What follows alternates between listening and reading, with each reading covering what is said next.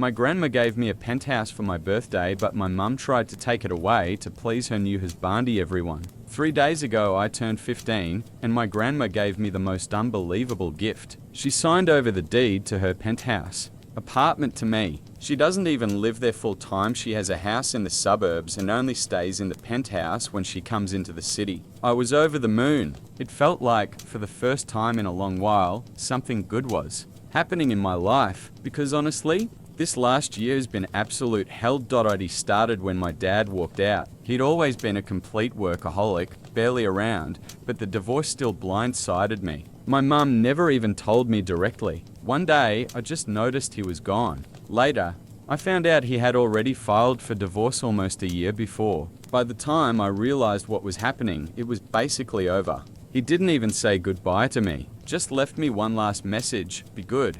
That was it. I haven't seen him since. When the divorce finalized, Mum got the house and full custody of me and my little brother. Dad technically had visitation rights, but he never used them. He just vanished from my life. Then, about 2 months ago, Mum dropped another bomb. She'd been dating someone, let's call him Robert, for a few months, and now they were engaged. I barely had time to process that she was even seeing someone before she announced he'd be my stepdad. It felt rushed, forced, and honestly pretty desperate. How do you even know someone well enough in 5 months to marry them? When I finally met him, he seemed distant and cold with me. With my 4-year-old brother though, completely different. Playful, warm, like he was auditioning for best stepdad ever. At first, I brushed it off as him just being more comfortable with little kids. But a couple of weeks later, Mum sat me down and told me the real reason behind their whirlwind. Engagement. Robert had been offered a new job in another state. They were moving, and here's the kicker, they planned to take my little brother,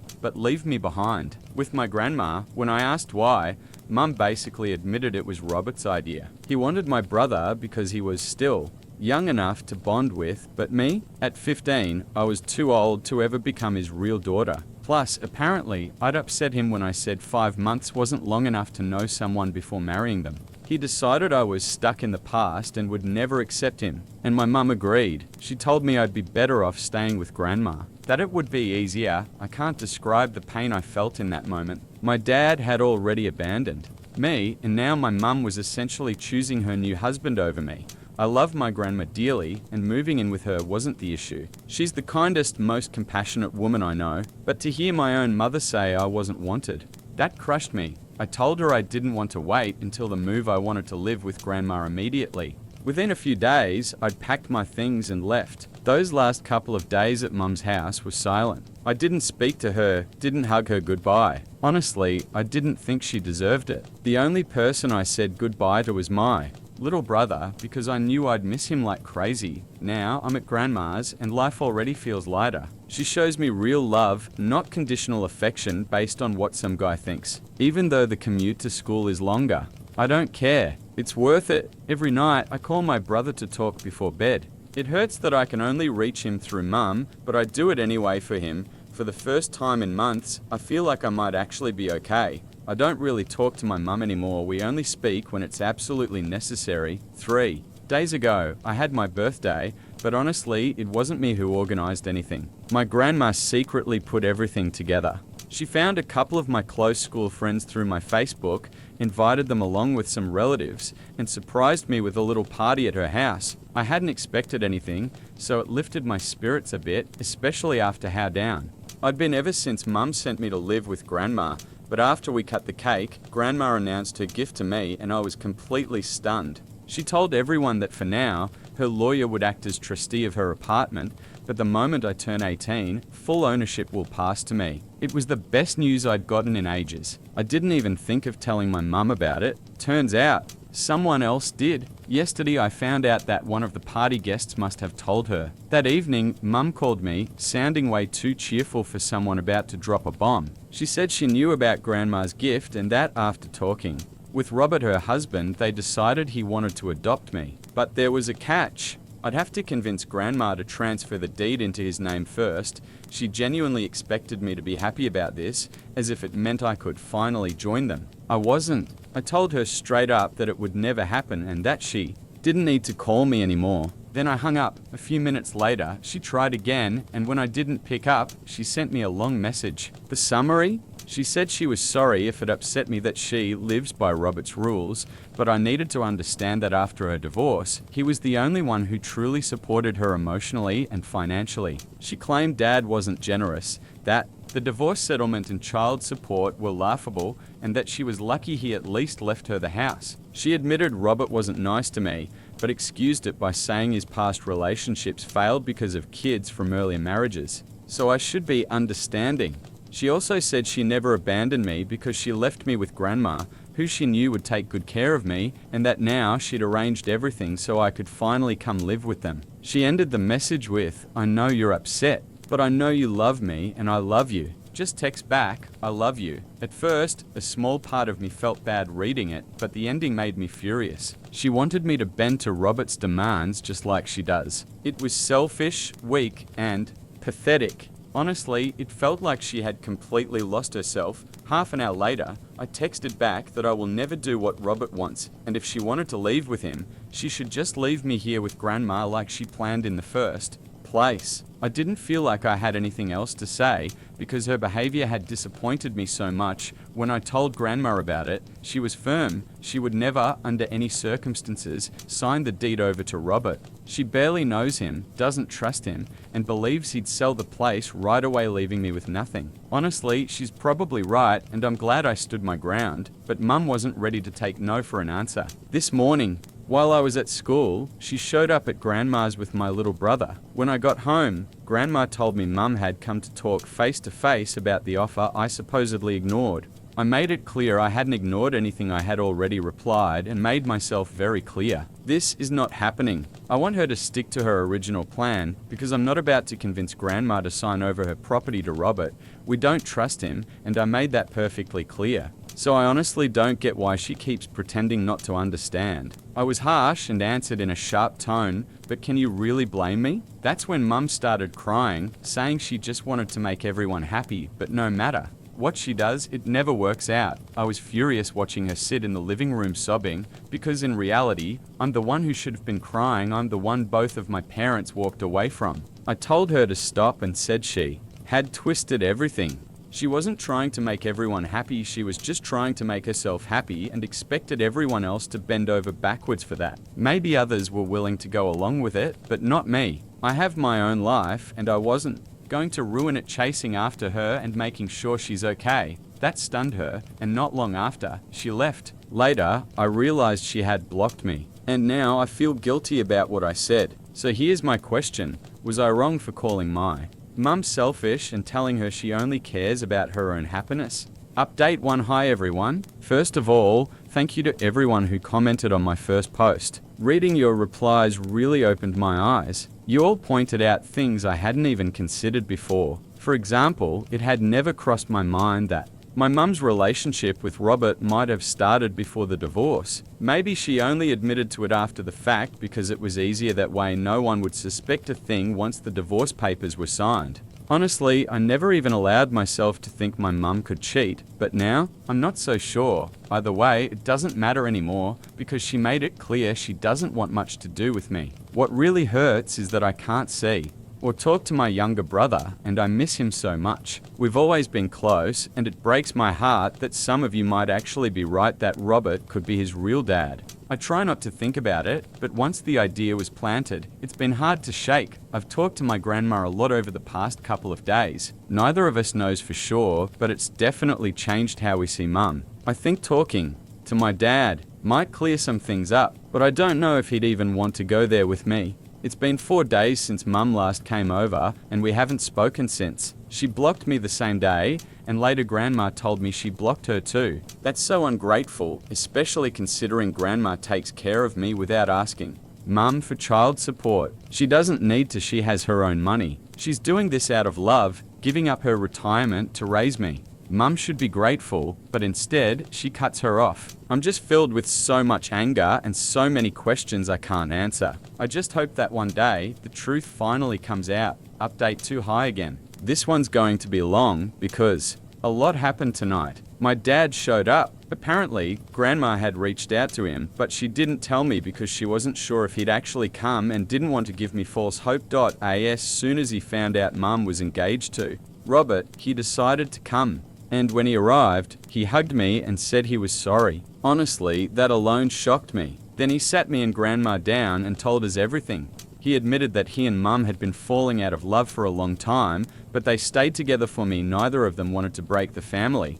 Then, about 3 years ago, he started an affair with a co-worker. He said he wanted to confess, but never had the courage. Eventually, Mum found out about it about a year ago, and that's when she filed for divorce. Here's the kicker: Mum told him she'd keep it a secret as long as he stayed away from us. She gave him a whole list of conditions. He had to give her the house outright. She got full custody of me and my brother, though technically he still had visitation rights, but he could only see us if she allowed it. On top of that, she demanded huge child support payments and a large share of the marital property. And he agreed to all of it. The only thing he asked in return was that she never expose his affair to me, because he didn't want me to see him. As a chitter and hate him forever. So far, Mum had kept that secret, but the price was that I had no relationship with him. He also apologized for always being a workaholic, saying he never spent enough time with me or built a real bond, but he added that it wasn't only his fault. Mum always wanted more, and to keep up with the lifestyle she demanded, he had to work himself into the ground. He admitted that wasn't an excuse, but he wanted me to understand that the blame wasn't just on him. I guess I get that, but it's still a lot to process. Then he explained why he had broken his promise to her and showed up anyway. In the message my grandma left him, she had mentioned Robert and asked if Dad knew him. That's what made him rush over immediately. Not only did he know Robert, he knew exactly what kind of man Robert was, and he wanted to warn us. Turns out, my parents and Robert were all part of the same college group. Mum and Dad were already dating back then, but Robert had always been into her. Right before graduation, when they all went out drinking, Robert confessed his feelings. Mum rejected him since she was with Dad, but she only told Dad about it 2 weeks later, admitting she was confused about her feelings. That led to them taking a break for nearly 2 months. During that time, she even went on a couple of dates, including with Robert. It didn't last, and eventually she got back with Dad. When they reconciled, Dad asked her not to keep contact with Robert because it bothered him. At first, she agreed, but later that same year, he found out she had still been talking to him. It turned into a huge fight, almost breaking them up. Not long after, Robert actually showed up at Dad's place, and they ended up in a physical fight because Robert thought it would somehow impress Mum. Instead, it disgusted her, especially since she'd already made it clear she only wanted to be friends. After that, she cut him off completely. According to Dad, Robert was always unstable and a pretty awful person. After college, he left town, and no one heard from him for years. Dad suspects Mum and Robert reconnected a couple of years ago, since she once mentioned hearing he had moved back. He's not sure when they actually started seeing each other again, but the fact that they're engaged now basically proves she cheated too, which means all the divorce conditions she had forced on him technically lose their weight. Dad said he plans to confront her directly, but before doing so, he wanted me to meet with her myself and hear her side. He promised he'd wait and then act after I had my talk with her. Honestly, my head is spinning. I don't know who to believe. Neither of my parents has treated me well, and this whole situation is just one giant mess. Update 3: I finally talked to Mum. I didn't mention that I had already seen Dad, I just wanted to hear her version without her getting defensive. Since she had blocked me, the only option was to show up unannounced. Dad had come over 3 days ago, and yesterday I finally gathered the courage to face her.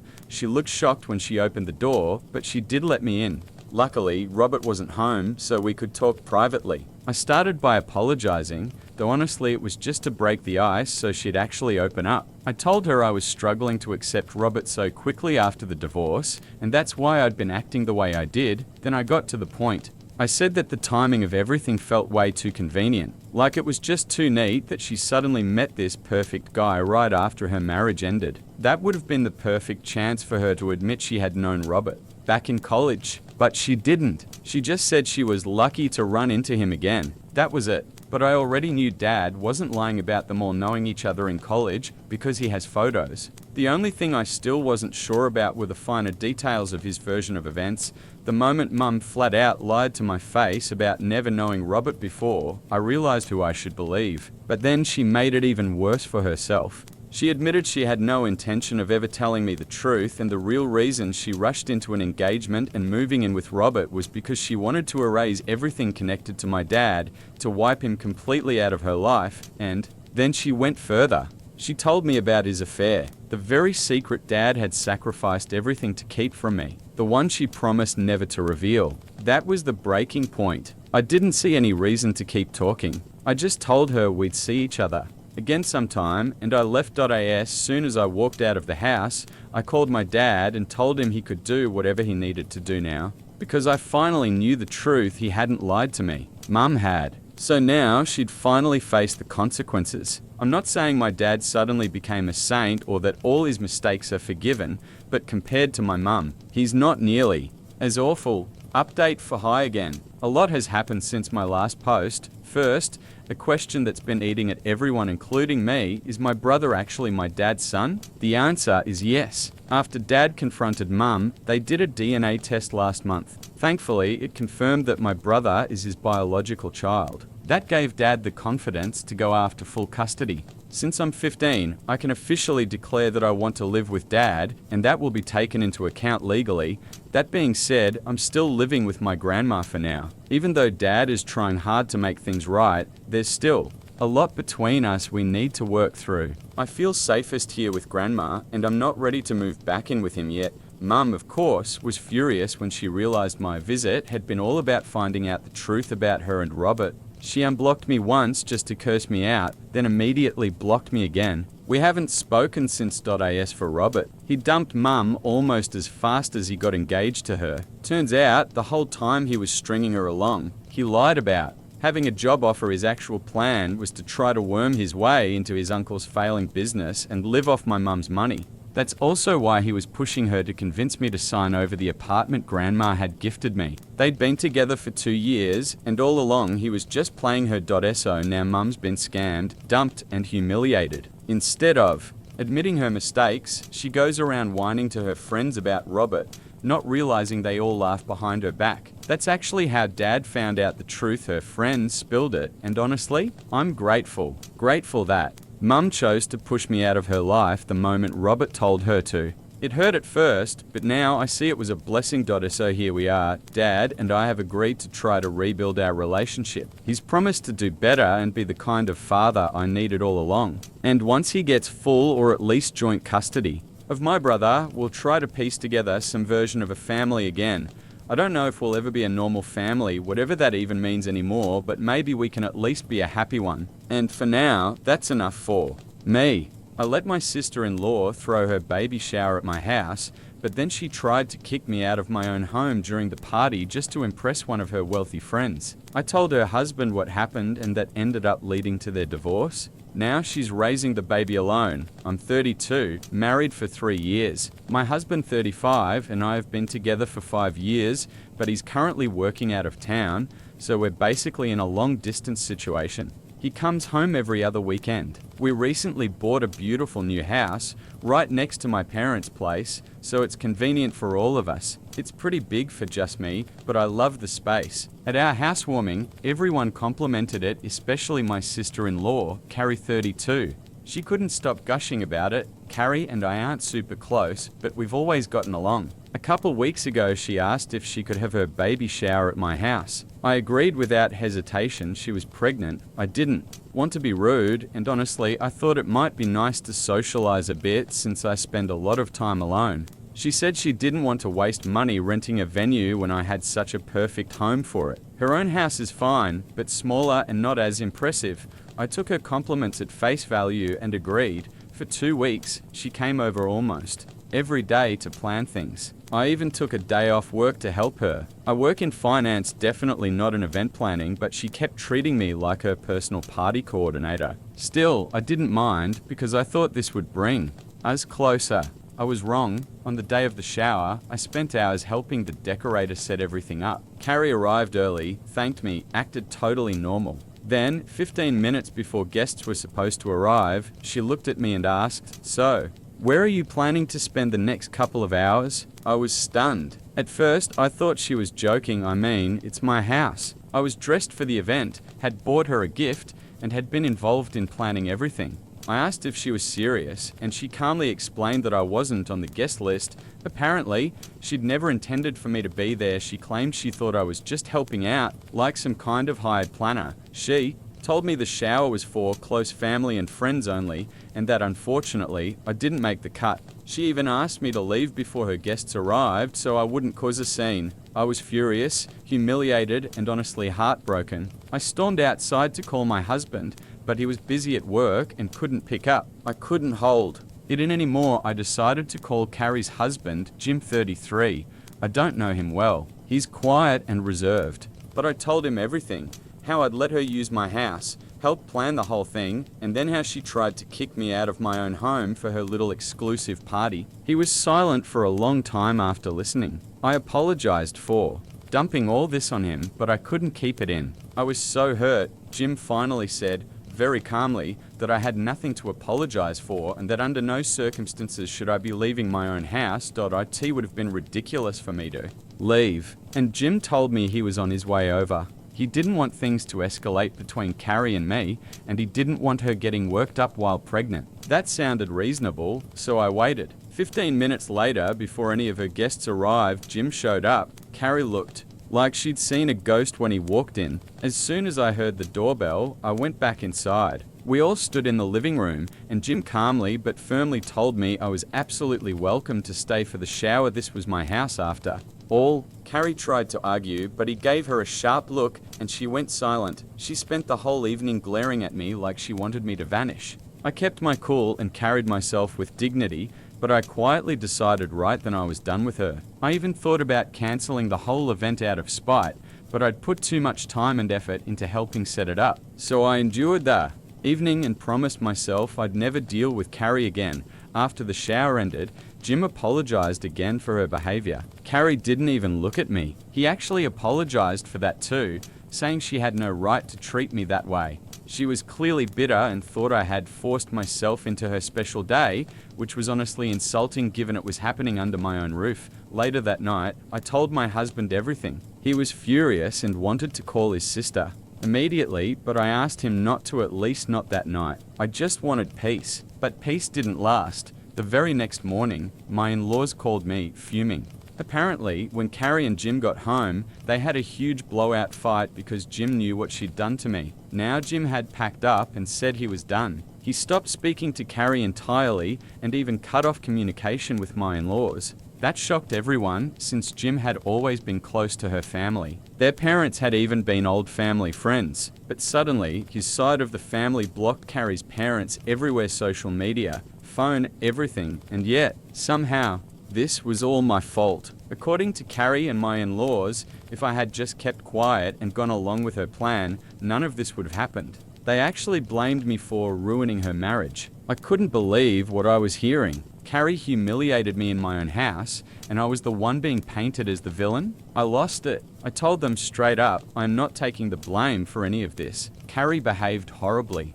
I generously allowed her to host an event at my home for free, and in return, she tried to humiliate me by kicking me out of my own house, all because she didn't think I was close enough family. Excuse me, I'm literally her brother's wife. I reminded them that if my husband had been home, Carrie never would have dared to treat me that way. And I don't regret telling Jim the truth. He was the only reasonable adult in this mess. If he decided enough was enough and chose to walk away from his marriage, I trust his judgment. That's his choice, and it's not on me. But my in-laws won't stop harassing me. They keep saying I've ruined a family and that Carrie's baby will grow up without a father because of me. Honestly, that's just emotional blackmail. I'm close to blocking them completely. But the only reason I haven't is because sometimes their words do get in my head. They make me doubt myself, even though I know deep down I didn't do anything wrong.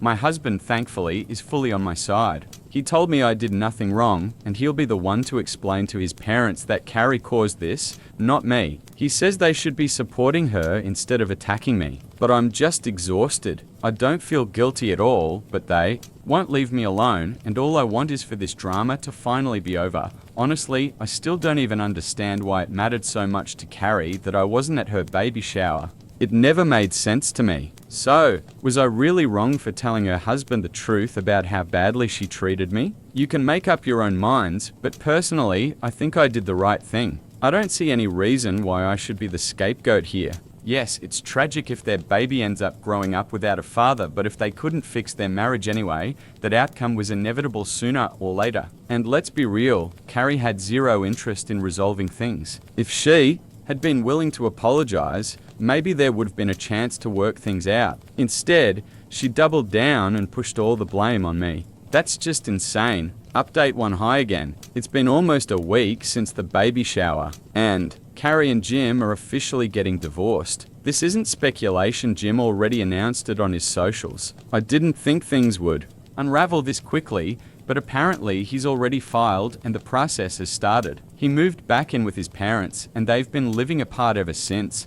I wasn't sure if I should even reach out because I honestly felt guilty. But after talking with my husband, we agreed that someone from the family should at least check in, especially since Jim hadn't blocked us. Clearly, he left that door open for a reason. So I sent him a message just saying I was sorry that things had turned out this way. Not an apology for causing it, more like expressing sympathy. He actually reassured me, told me not to blame myself because their marriage had been hanging by a thread for a long time. After that, I asked him directly, why did Carrie hate the idea of me being there so much? Because they're only close relatives, excuse never added up. She'd invited plenty of people who weren't even family, people I knew she wasn't close with. So what was the real reason? Well, he told me. And wow, the truth was, Carrie had been desperate to impress one particular guest, an old school friend of hers who'd married into a very wealthy family. Carrie has been planning to start a business after the baby, and she was hoping this woman's wealthy husband might invest in it. Her entire baby shower plan was basically a performance for this one guest, and here's the kicker, she wanted to pretend my house was hers. That's why she didn't want me around. She thought she could host the event, claim the house was hers, and put on this illusion of being more successful than she really is. Obviously, she couldn't pull that off with me standing right there.as. It turned out that important friend didn't even show up because she got sick that day. But the fact remains Carrie was perfectly willing to lie, humiliate me, and use me just to keep up appearances. When Jim found out, he confronted her at home. She admitted it openly, like it was no big deal to fake an entire lifestyle just to impress someone from high school. Jim told her straight up she owed me an apology for treating me like trash after I'd been generous enough to host. She flat out refused, and that fight cracked open everything else. According to Jim, this wasn't new behavior. For the last couple of years, Carrie's been obsessed with pretending they're wealthier than they are, staging things for social media, putting on a front for acquaintances. He said it all started not long after their wedding, when some of her friends made snide comments about how modest their wedding was compared to others. Since then, she's been living in this fantasy of trying to look rich. Hearing this honestly blew my mind, but it also made everything click into place. Honestly, I think all those comments from her friends really got under Carrie's skin. But she's a grown woman, not a teenager. She shouldn't still be this obsessed with what other people think. Real friends don't mock you for not living a flashy lifestyle. If they do, maybe they're not worth keeping around. The thing is, Carrie and Jim aren't struggling at all. They live a perfectly normal, comfortable life. Sure, they're not wealthy, but they're fine. Jim works in real estate, and Carrie has a steady job at a marketing firm. She even had plans to launch her own business after the baby. If anything, she should have been saving up instead of spending recklessly. But Carrie's been fixated on projecting this glamorous image they simply can't afford.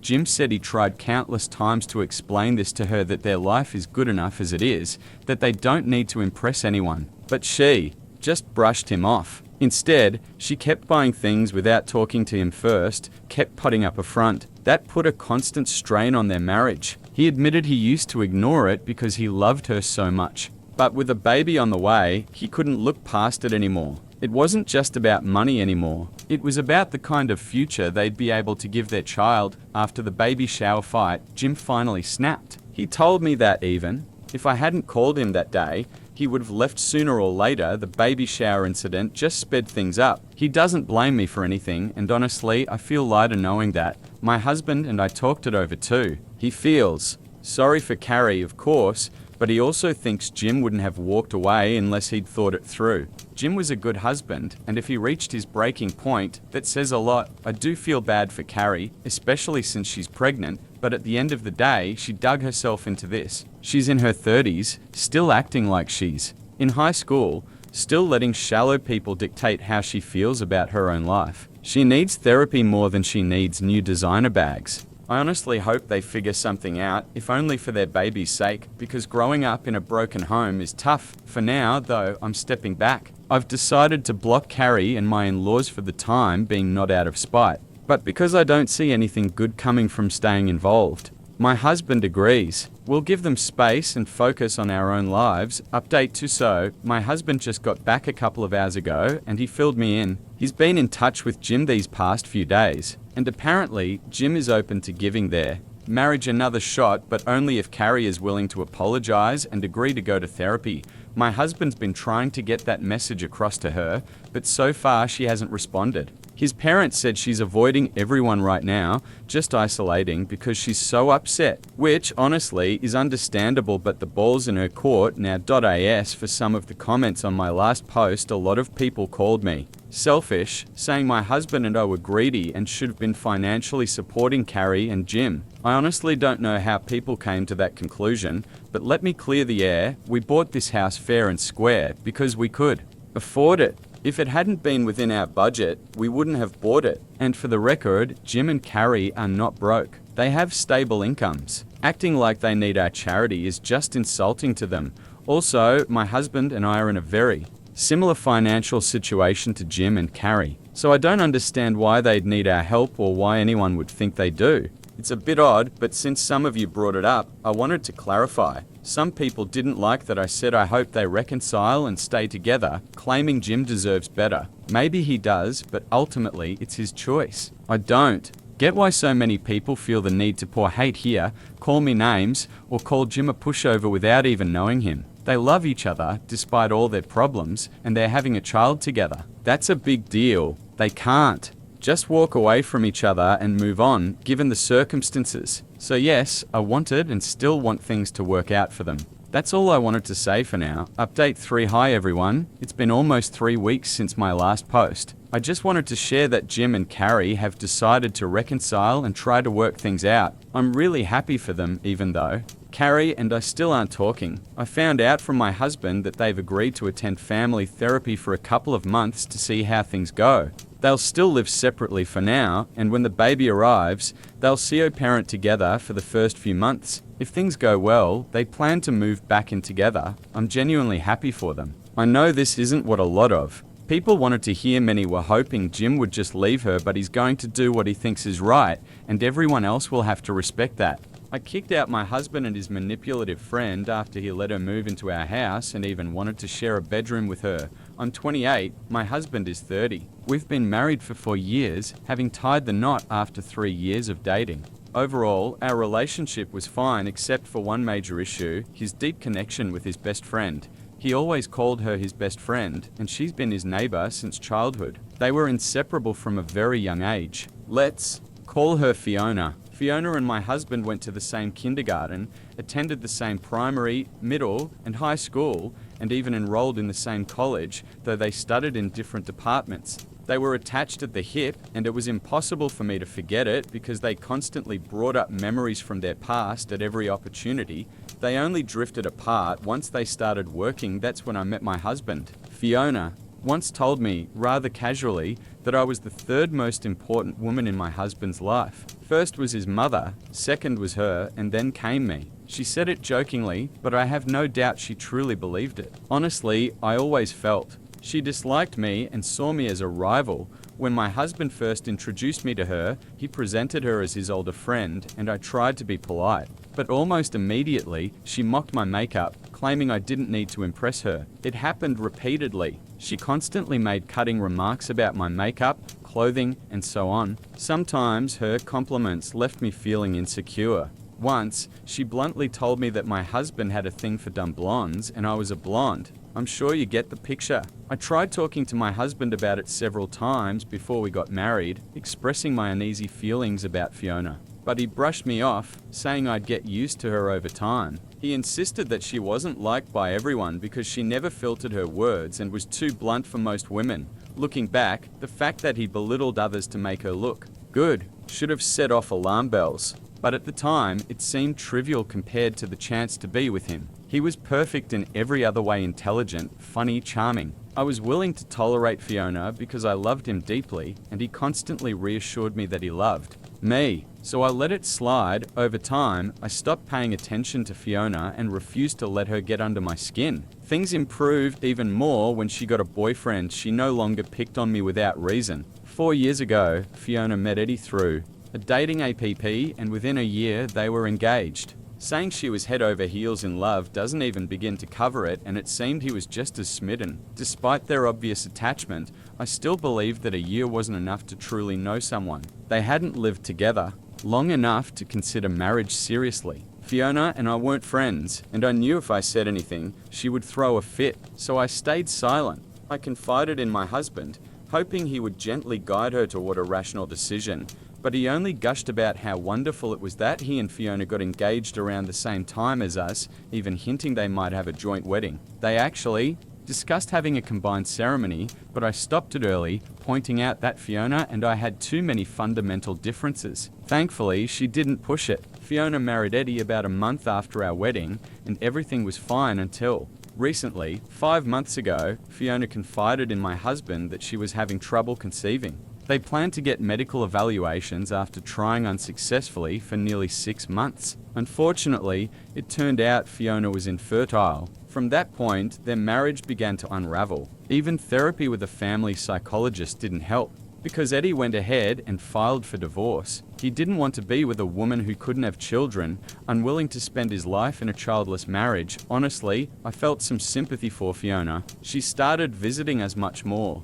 often than before, and I tolerated it because I understood how difficult things were for her, and apparently, my husband was her only true friend. I couldn't get upset about her frequent visits, especially since she would just cry every time, and my husband would try to console her. It was almost impossible to be angry at someone already enduring such emotional pain, especially knowing she truly loved Eddie. Then came the divorce proceedings and property negotiations. They had to see each other often, which made things even harder for her. She began spiraling into complete despair. That's when my husband asked if she could stay with us for a while, claiming it would help her feel normal again being near him. This was about 2 weeks ago. As soon as I let her into my home, I immediately regretted it. She criticized literally everything I did, and it always seemed to slide off her back. She was depressed, unhappy with the food, our home decor, even my choice of TV shows. Ultimately, we had to follow her rules because according to my husband, that's what she needed right now.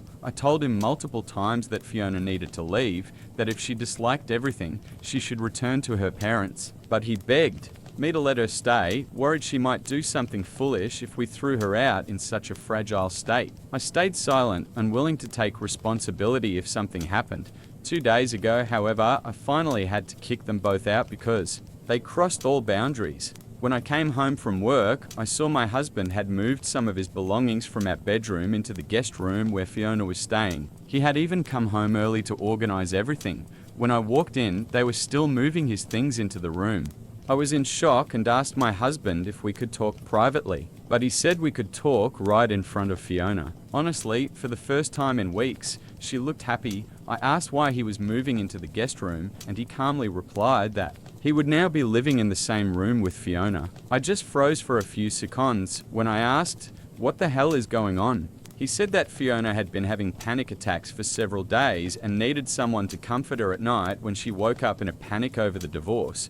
I immediately told him that was out of the question and that he must be insane if he thought I would accept this. But once again, he used his favorite excuse about Fiona. She's like a sister to him, and I had nothing to worry about. Both of them stood there, smiling at me, as if that smile could make the whole situation normal, and acceptable. I was so angry and disappointed that I wanted to hit them both. But instead, my rage reached a point where I decided to act differently. I smiled at them in return and said that I completely understood and that everything was absolutely fine with me. My husband even dared to say he was sure I would understand, and they continued arranging the room. Meanwhile, I went back to our bedroom and retrieved the house documents. My father had given me this house when I started my first job, and it was legally in my name only, so the house legally belonged to me. When I found the papers, I returned to the guest room and politely asked if they had finished unpacking. When they said yes, I told them it was time to pack again because very soon they would be outside, free to play happy family as much as they liked. My husband couldn't understand what was happening for a few seconds until I showed him the documents and told him that the house was mine and that I would no longer tolerate this in my own home or allow them to humiliate me. He tried to joke, thinking I was kidding, but when he realized I wasn't laughing, he said I was being absurd and couldn't just kick them out. I told him I could, and I was doing it so arguing was pointless. I said I was disgusted by him, and even more by Fiona, because she now represented a strange mix of a drama queen and a whiner, which drove me crazy. Fiona, of course, burst into tears again, and my husband defended her, accusing me of always being jealous because of my insecurities. I didn't deny it because it was true. I really am that way. But the cause wasn't me, it was their twisted relationship. I told them that if they couldn't live without each other, they shouldn't try to build relationships with anyone else and ruin their lives the way they ruined mine. A heated argument followed, but in the end, they left. My husband said he felt insulted because he loved me and that still wasn't enough for me. Fiona kept crying, accusing me one last time of jealousy and cruelty. I didn't respond. I had no energy left to argue with them. I just wanted them gone. I thought all my problems would end once they left, but I was wrong. As soon as I kicked them out, our mutual friends, the ones who never cared about our marriage before, started messaging me, saying I was making a mountain out of a molehill. In their view, my husband only wanted to support Fiona because panic. Attacks are serious, and instead of showing empathy, I turned it into drama and made it about my own insecurities. I immediately realized he had probably orchestrated this because all the messages were almost identical. I tried to ignore them, then he involved his family. Everyone insisted I was awful for kicking them out while Fiona was going through such a difficult time. They said I had no heart and didn't deserve a husband like him.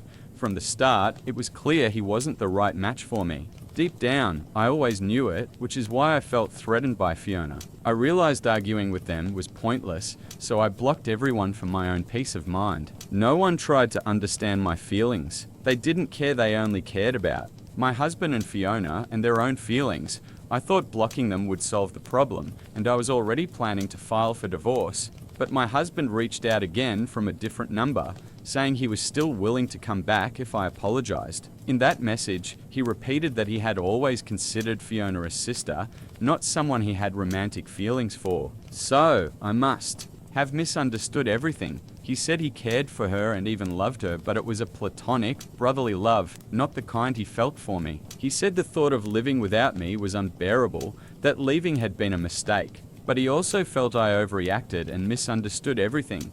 He asked me to think calmly, weigh the consequences, and not make a foolish decision I'd regret for life. He said he was willing to restore our relationship if we both apologized for the misunderstanding. I honestly don't know how to respond because I feel like I didn't overreact. And now, I'm not even sure if divorcing him is the right decision, especially since he keeps insisting Fiona is like a sister to him. Honestly, his message threw me off completely, and I'm not sure if I should follow through. I really feel like I did the right thing by kicking him out after he said he wanted to sleep in the same room as his childhood friend to comfort her during nighttime panic attacks. Before we continue to the update, I want to hear your thoughts in the comments. Personally, I think the author did the right thing. It doesn't matter what kind of relationship her husband has with this friend. Romantic or platonic, it's all inappropriate. Even a sibling-like bond of this intensity is unhealthy. It reminds me of the movie The Dreamers 2003, where a young man befriends a brother and sister with extremely strange boundaries. They weren't sleeping together, yet their relationship went far beyond what's normal for siblings. They were stuck in some kind of childhood period. even though they were already fully grown adults. And it all ended with the main characters simply not being able to take it anymore and leaving because these people started doing complete nonsense, putting their lives in danger. Not just minor danger, but real, life-threatening danger. So yes, absolutely. The author should leave a husband like that if he allows himself such behavior. Now, let's continue. Update 1. Well, it seems I was truly blind. The comments on my first post opened my eyes because I realized I had simply let my guard down. And now my marriage is ruined. I should have stopped his friendship with Fiona from the very beginning. Even if it meant we would have broken up back then, it would have been worth it, because at least I wouldn't be getting a divorce now because of her. I just don't understand how I let things get so far between them. Maybe I just loved him too much. Maybe I still do. That's why I seriously considered forgiveness and the idea of getting back together. In my defense, he is good with words and had spent years convincing me that his friendship with Fiona was completely normal, and that my insecurities were my own problem. He constantly gaslighted me, insisting I was wrong. It was years of manipulation, and in the end, he pushed me to the breaking point by wanting to sleep in the same room with her. That was the final straw. My parents support me and believe I did the right thing filing for divorce. After something like that, restoring the marriage is impossible. He can't just take back his words, and I don't think he will break off his relationship with Fiona for me. A few days have passed, and I still haven't responded to him. I don't even know where they are now, and honestly, I don't want to, because I wouldn't like any of the possibilities. I deserve someone who puts me first, and my husband never did. I was a complete fool. I hope one day he will put me above Fiona, but now I understand that will never happen, and it's better for us to separate. I filed for divorce and hope the papers will be served to him soon. Thank you again to everyone who commented and helped me realize how foolish I was. I really needed to hear that. Update 2. My husband was served the papers a week ago, and he decided not to contest the divorce. It seems that if he's not going to fight for the marriage in court, there should be nothing more to discuss, but he came to me yesterday evening to say how disappointed he was that I was leaving him over such a small matter. I didn't expect him at all, especially after humiliating him and kicking them both out. But he said he needed to collect some belongings, so I let him in. When he finished, he sat across from me on the couch and said he wanted to talk. I stayed, silent, waiting for him to speak. He said he wouldn't contest the divorce if I insisted, but he wanted me to know that, in his opinion, I was making a mistake. He claimed he had always loved only me, and it hurt him that I even thought he could betray me. Regarding Fiona, he said she and he were now living at his parents' house, and the whole family was upset by my decision to leave over such nonsense. After being served, my mother-in-law allegedly wanted to talk to me herself, but he stopped her out of respect for my choice, not wanting to pressure me through family. I found this slightly hypocritical, considering that this man orchestrated messages from all our mutual friends, begging me to take him back and calling me heartless after I kicked them out. I reminded him of it, and he clearly got nervous. He denied involvement, claiming everyone wrote of their own free will, but I'm no fool. I showed him the messages from our friends, they were identical. It was obvious someone gave them instructions on what to say, and they just copied the text. His denials changed nothing. He tried to steer the conversation elsewhere and complained about how hard the last few days had been, realizing our marriage was ending. He began crying on the couch, saying life would never be the same without me. And he kept thinking about how it could be fixed. It was already fairly fake, but the tears were too much. I felt no sympathy, and the first thing that came to mind was maybe I would reconsider the divorce if he promised never to see Fiona again. That truly shocked him. He almost immediately stopped crying, and we sat in silence, waiting to see who would speak first. For the record, I had no intention of staying with him, regardless of his answer. Even if he said he would end things with Fiona, I still would have left. Of course, he didn't say that. Instead, he argued that I was unfair, repeating the same lines I had heard in every argument about their friendship, that Fiona was his oldest friend, like a sister, and he couldn't abandon her, especially now during her hardships. But leaving me, his wife, to whom he had made vows, that was somehow normal. I was tired of listening to his excuses for why he had to maintain his friendship with Fiona, so I interrupted him. I told him that's exactly why I was leaving. Even when he had a choice between staying with me or keeping Fiona in his life, he chose her. So now he can't complain that I didn't give him a chance or that I overreacted. I was right in everything, and he had nothing to say. He simply stood up and left. Now, all that remains is to wait for the official procedures to begin. Update 3. A few weeks have passed since the last update, and today we met in court for the first time. According to the laws of our state, we have to wait at least 6 months before the divorce can be finalized. After the hearing, my husband approached me and said he was willing to wait all 6 months if it would help me come back to him. I was completely shocked that he was still trying to win me back, even though we hadn't seen or spoken to each other for weeks. I thought there was nothing left to talk about now that we were at the point of divorce, but he spoke and tried to make contact. I asked if he was still living with Fiona, and he couldn't answer. We just stood there in silence. I rolled my eyes and was about to get in the car when he said Fiona couldn't go back to her parents because her mother is unbearable and blames Fiona for the divorce, supposedly because she is responsible for not being able to have children. That's why she first moved in with us and then with his parents. I knew I probably should have felt sorry for her, but honestly, it was hard to feel compassion for someone who always made me feel worthless and ultimately caused my divorce. I told my husband, already sitting in the car, that Fiona had plenty of other friends, including some single people who would gladly take her in. He just refuses to admit that there's something wrong with their friendship. It's because of her that we're divorcing, but he still refuses to face the obvious truth that letting her move in with us was completely unnecessary. We argued again, and it only confirmed how foolish I had been all this time.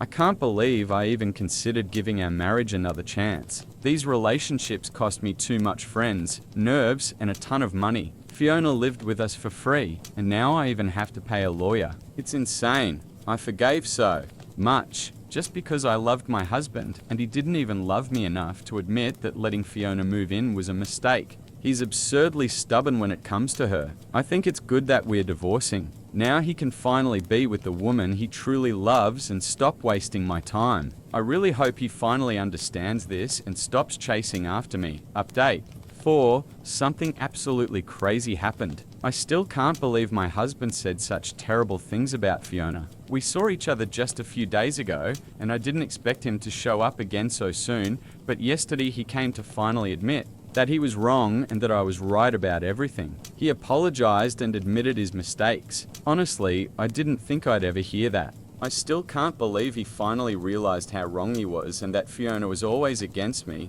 I got home from work and was calmly going about my day when he suddenly started banging on the door. When I opened it, he just stormed in without waiting for me to say anything, and I immediately knew he was on edge.at first. I thought he was coming to start an argument and was ready to call the cops to have him removed from my property. But to my surprise, he started crying again this time for real, not for show like last time. I dropped everything and tried to comfort him. After all, I'm human too. I'm not the kind of person who stands by while someone cries and does nothing. Even if it had been Fiona, I would have done the same. After a while, he calmed down and explained that he had taken a day off and spent the whole day at home depressed about the divorce. Fiona came into his room to comfort him, but instead started flirting with him. She had never done that before. He tried to push her away, saying he wasn't in the mood for jokes, but she tried to get close to him. That's when he set boundaries. He realized I had been right about her all along. Even though he had always seen her strictly as a friend, or even like a sister, she had been trying to make a move on him all this time. They had a huge fight, and Fiona accused him of leading her on all these years, then marrying me, called him a traitor, packed her things, and moved back with her parents, and now he came to apologize to me and admit that I was right about everything. He said he regretted taking me for granted and recognized that he didn't deserve a woman like me, and maybe this divorce would finally help him get his life together.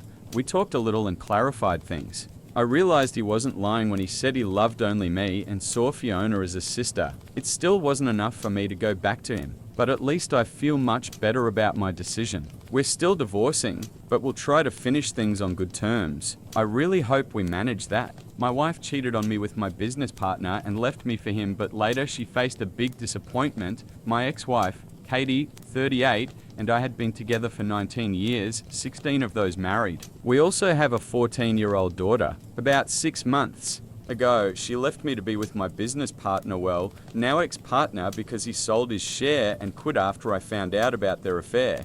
Leon used to be my colleague, and over time we became good friends, so we decided to quit our jobs and start our own company. We worked together for 5 years, and for 3 of those, he had been sleeping with my wife. I found out about it 6 months ago from Katie's phone messages. When I confronted her, she didn't even deny it. She admitted everything and said she was tired of hiding it. She told me she had long wanted to leave me. I was devastated. I had no idea she was unhappy in our marriage. If I had known, I would have done anything to fix it. The day I exposed her, she said she was leaving, but I still offered to try to make it work. A stupid move, but I was desperate. She became irritated and said she had only married me because she got pregnant by accident and didn't want to be alone. She claimed she had tried to love me for all those 16 years but couldn't, and now she had found a man she truly loved. She told me not to keep her locked up and that I should just accept it. It was incredibly painful, especially because of our daughter, but Katie didn't hesitate before leaving. She filed for divorce, asked for no alimony, and our asset split was fair. Within a couple of months, it was finalized. By that time, I had come to my senses and realized I couldn't be with her after what happened. I spoke to Leon, and he just apologized, saying he had wanted to tell me for a long time but didn't know how. A couple of weeks later, he quit and said they were moving away, partly because they didn't want to cause me problems, and partly because Katie had been offered a great job in Boston. His cousin also lived there, so he could work with him. He wrote all this in a letter, and I never spoke to either of them again. The last time I saw Katie was 2 months ago. On the day our divorce was finalized. It was hard for my daughter and me, but we managed. At least I still had the business to focus on. I wanted to give my daughter the future she deserved. Then, about a week ago, Katie suddenly showed up again, and I'm still not sure if my daughter and I reacted the right way. It was around PM, someone was banging on the door and ringing the bell non-stop. My daughter was already asleep, and I was finishing work in my office. We both rushed to the door, and when I looked through the window, I saw it was Katie. My daughter asked me not to open it. She's still very hurt by her mother. Even though Katie has partial custody, she hasn't made a single attempt to reconnect, and after the cheating, my daughter's attitude toward her only got worse, but I figured if Katie came at that hour, it must be serious. I opened the door, but instead of coming in, she immediately started yelling that she would sue me and take everything she was owed. She shouted that she couldn't believe I had chosen to punish her so cruelly. At first, I had no idea what she was talking about. I asked her to calm down and explain. She accused me of deliberately not telling her about Leon's true nature to get back at her for the affair. Then she rolled up her sleeve to show me a spot on her arm with a bandage. I instantly understood that Leon must have done something, which shocked me. I had worked with him for years and never once saw him raise his voice at anyone. Katie explained that since moving to Boston, they had been constantly fighting. She thought he was just adjusting to the new life, but after a month, he was still acting like it was all her fault. He kept blaming her for ruining his life, making him leave the business, forcing him to work for a cousin who belittled him, and telling me about their affair before he was ready. They fought every night. During one argument, he finally snapped and threw a vase at her. She tried to dodge it, but it still hit her arm and cut her. Before that, it was only verbal insults. Now it had escalated. She left the house immediately and got the next flight to see me. Leon didn't even try to contact or apologize afterward. She told me it was all my fault, that I must have known about his aggression and kept it secret to punish her. She claimed it was cruel since she had done me a favor by asking for nothing in the divorce, and I hadn't bothered to protect her. That was absurd. Yes, I had worked with Leon for years, but only in a professional setting. I didn't know what he was like in relationships. I'd only met the women he dated a couple of times. I had no way of knowing this side of him. Her accusations were nonsense, and it infuriated me that she acted like I owed her anything.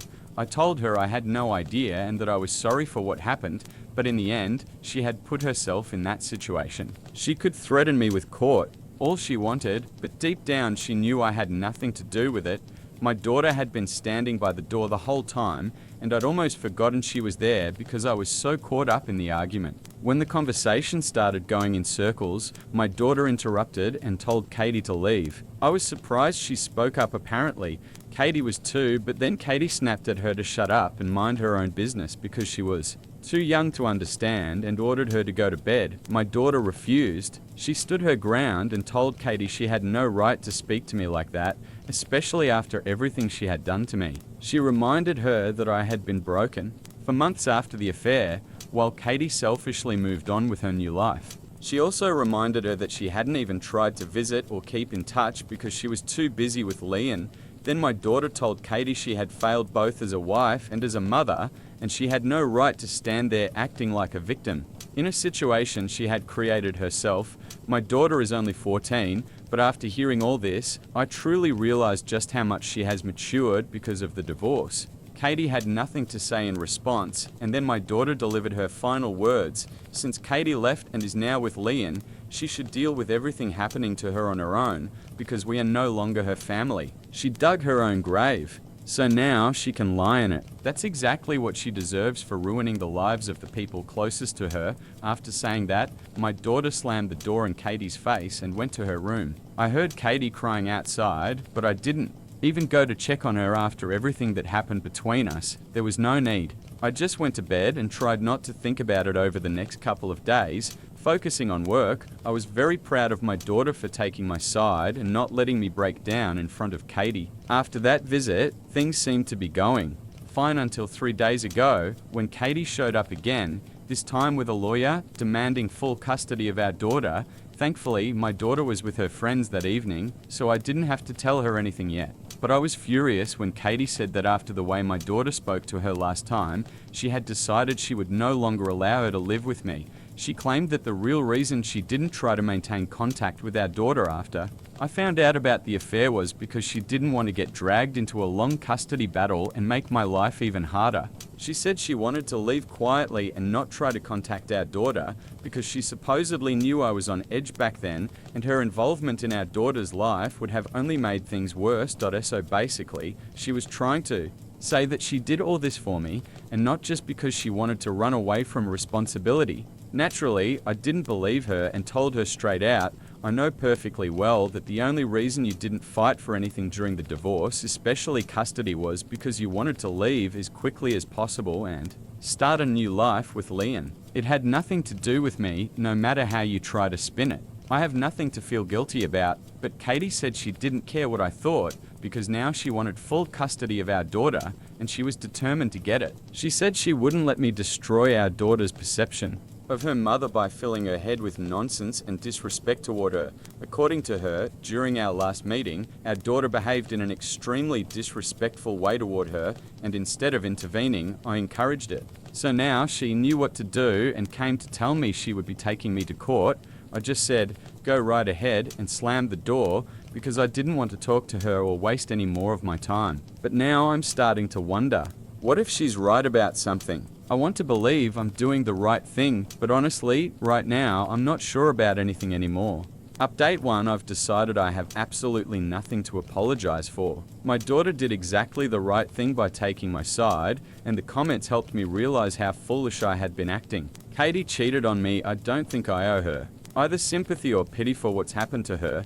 Many people in the comments suggested I should talk to my daughter in advance in case Katie decides to go for full custody, so it wouldn't come as a shock to her, especially after our last encounter. So yesterday I talked to my daughter and told her everything. I didn't want to hide anything from her. She has already proven she's mature enough to handle it. Yes, I do feel a little sad that she had to grow up so quickly, but at least now I can prepare her for what's ahead. So far, we haven't heard anything from Katie, but we're expecting that to change soon. My daughter is 14, and that's old enough for her opinion to be taken into account in court if it even gets that far. It would be better to resolve everything through mediation, but just in case, I wanted to make sure. She truly wanted to stay with me, and she obviously does. She made it crystal clear she doesn't want anything to do with Katie, at least for now. She said that maybe in the future she'll think about reconnecting with her mother, but right now the pain is too fresh. She clearly blames her mother for destroying our family,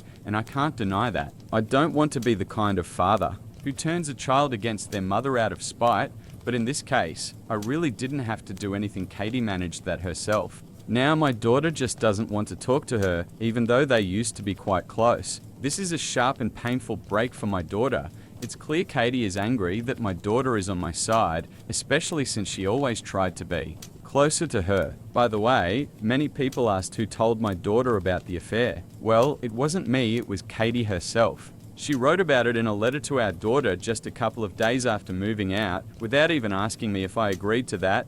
My daughter was very upset when she learned the truth, but despite everything, she still wanted to talk to her mother at least once. But it was Katie who refused. When I tried to contact her to tell her our daughter wanted to talk and discuss what had happened, Katie said she didn't want to because she was too busy with the divorce process, and besides, she thought it wasn't something worth discussing. Everything she wanted to say was in that letter, and she supposedly had nothing to add. I tried to convince her to have at least one conversation with our daughter because it was clear she had a lot of questions. But Katie was adamant. After that, she cut off contact with us completely. So my daughter's view of her mother changed dramatically, and in my opinion, it's unfair for Katie to blame me for that. In any case, I spoke with my lawyer and we will be ready. Update 2: a couple of days ago, I finally received the summons from Katie regarding full custody. My lawyer and I immediately filed a response. Tomorrow, we have a court-appointed mediation meeting scheduled. Today, I got a call from Leon. I was pretty surprised we had no reason to talk, but I answered anyway. As soon as I picked up, he said he wanted me to give Katie back to him. He told me he'd been trying to reach her for the past couple of days and was sure she must be with me, or at least had spoken to me. He wanted me to tell her that he was looking for her. I told him I didn't know where she was living now, but yes, we had spoken in the last few days, and she was here to fight for custody of our daughter. I didn't say this for Leon's sake. My thought was, what if talking to him could make her change her mind and convince her to come back to him? Ideally, maybe he could even persuade her to give up her parental rights altogether. With that in mind, I told him everything. I also added that she had been very upset that he hadn't tried to contact her after that night, and if he really wanted her back, he should hurry. Poor guy didn't even suspect they were manipulating him, so everything worked out quite well. I just hoped that Kathy still wanted to be with him and that when he showed up, she would decide to go back to him. I told my lawyer about this plan, and even he thinks I did the right thing because, although the situation was already turning in our favor, saving time and nerves never hurts, especially if it helps settle the case before trial. Update 3. So, 2 days ago, Kathy and I had our first mediation session, and of course, nothing went according to plan. She didn't agree to any of our terms and said it was all a waste of time. Then she ended the meeting in less than half an hour. After she left, I picked up my daughter from school, and when we got home, Leon was already waiting on the porch. He looked absolutely awful, and I could easily imagine how he got to such a state after a couple of months with Kathy. I told him to leave because my daughter and I had just come home and wanted to relax. We had neither the strength nor the desire to deal with another drama. I had already done everything I could for him. I wasn't going to go out of my way for a guy who was messing around with my wife behind my back, but he just broke down crying and said that after their last fight, Kathy hadn't replied to a single message from him and he didn't know where to find her. I told him I still didn't know where she lived and couldn't help. He just sat on the porch steps and cried, covering his face with his hands. At that moment, all this drama really started to annoy me. This guy, together with Kathy, destroyed my life, and now he feels comfortable enough to ask me to help him find her so they can make up. I told my daughter to go inside so I could deal with this myself. When she left, I told Leon it was time for him to go because I was fed up with both of them. Just in case, I gave him Kathy's parents' contacts and said if he couldn't reach her, he should call them and leave us alone. I told him that he and Kathy had ruined my life, and I didn't want to see him hanging around my house anymore. He tried to apologize and said he didn't want to hurt me but had fallen in love with her and couldn't help himself. I didn't want to hear it, didn't say anything, and he left. I constantly feel lost and don't understand what's happening in my life. I truly hope and pray that Leon and Kathy can sort things out, because if they do, maybe they'll finally leave me and my daughter alone and I can start living peacefully again. At the moment, I don't understand what's going on, or what I feel, mostly nothing. I can't wait for all this to finally end. Update 4. A couple of days ago, Kathy officially ended our mediation sessions and said she wants the case to go to court. That's going to end badly for her, and we all know it, but apparently it's only now starting to sink in for her. Anyway, a few hours ago she came to me with Lee and it seems they managed to work things out between themselves. I didn't let her in because my daughter was home and feeling unwell, and I didn't want to make it worse, so I told them to wait at a nearby CAF. I called my mum to sit with my daughter, and I went to them. When I arrived, Kathy and Leon apologized for everything they put me through, and again, I had to explain that I didn't care anymore. I just want them to go their own way and get to the point. Why did they even call me? I wasn't going to waste time on fake apologies and nonsense. So they got to the point, they admitted they messed up and realized they really don't like Boston. Kathy missed our daughter a lot and Leon missed feeling like he was his own boss. Now Kathy wanted me to agree to let our daughter visit her every weekend or at least every other weekend because she doesn't want to lose the life she had. Leon pulled off a real surprise. He wants to become my business partner again and open a branch in Boston. The best part is that they want me to decide within a couple of days because Kathy and her employers said that if she wants to keep her job, she needs to go back to remote work. She can't continue otherwise. Even if I wanted to think about it, I wouldn't have time. So I just said no to all of it. Leon already quit and sold his share, so I wasn't going to take him back. I don't trust him at all. Kathy's proposal is just absurd. Our daughter shouldn't be shuttled back and forth every weekend just to see her mother. That should have been thought through before moving to Boston. This is not my fault at all. They started arguing with me, saying they were ready to compromise because they didn't want to take it to court. I told them that the very thought that they might achieve something and even win in court sounds ridiculous. The only reason they came to negotiate with me in person was to try to pressure me. Unfortunately for them, I'm not weak or stupid enough to fall for that. The only reason I agreed to meet was that I wanted to put an end to this whole story. My words immediately cooled their ardor because even they understood that if it went to court, they didn't stand a chance.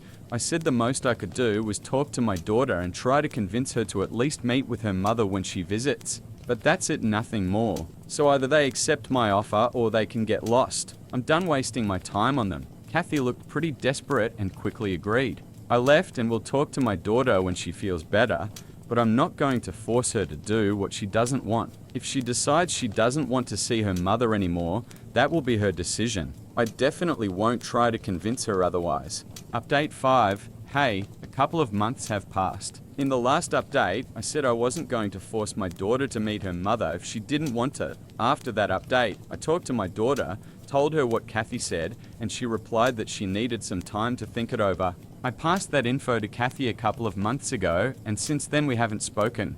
I don't know if she and Leon managed to fix their issues, honestly. I don't care. But as far as I know, they're still together and living in Boston. Well, let them live. The main thing is they left me alone, and now I can finally try to build my life anew. That's exactly what I'm doing now. The best revenge is to live well. So I'm just focused on work and on raising my daughter to be a good person, not like her mother. I hope I succeed. Son chose his stepfather over me and asked me to give up my parental rights. Everyone, I'm in a really tough spot with my son right now, and I deeply appreciate if you read this with care before commenting. My son just turned 17 a week ago, and this fall, he's supposed to start college. Our relationship has been strained ever since I decided to divorce his mother 2 years ago. No matter how hard I tried to repair things, nothing worked. He keeps pushing me away, and it's painfully heartbreaking. I've tried to stay close. While I had the strength, he doesn't respond to my messages or calls. And when he does come over, he spends all his time in his room, refusing to talk. The only time we communicate is at the dinner table, and even then, he keeps conversations to a minimum. Things with my ex-wife aren't great either, which I think is part of why my son seems to hate me so much now. I'm 44, my ex is 42. We were married almost 20 years. Everything started falling apart after I lost my job a few years ago. I was suddenly fired and it shook our family. She's a teacher and always managed with her salary, which I admire, but she began resenting me. Even though I was doing everything I could to find a new job, the pressure mounted.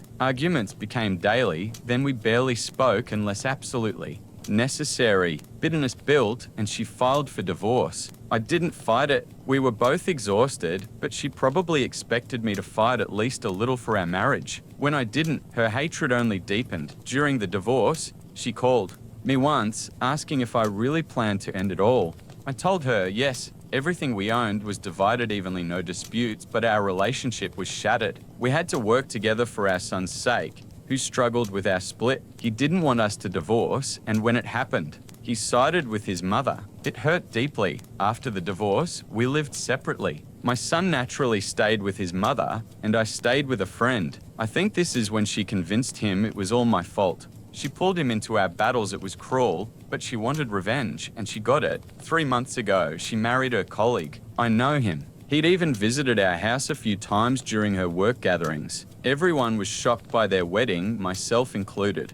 I don't know how long they'd been together or if she cheated, but at this point, it doesn't matter. What really hurt was seeing my son's posts about his new stepdad. They attended football games together, spent time together, even on his birthday, which I wasn't invited to. He posted a picture with his mum and stepdad captioned, "Mum and Dad, it crushed me." I later organised a birthday for him, but he showed zero enthusiasm. He and his friends were in his room with the cake while I sat in the living room, wondering what went wrong. That evening, after his friends left, my son said he wanted to discuss something serious. He told me he had thought a lot and decided he wants me to give up my parental rights so his stepdad can legally adopt him. He said he no longer feels any connection with me and prefers his new family, and he doesn't want me in his life anymore. I was stunned. At first, I wanted to argue, but quickly realized it wouldn't help. If he wants this new life, I can't force him otherwise. Heartbroken, I told him I would do whatever makes him happy. He thanked me and left the next day. The following days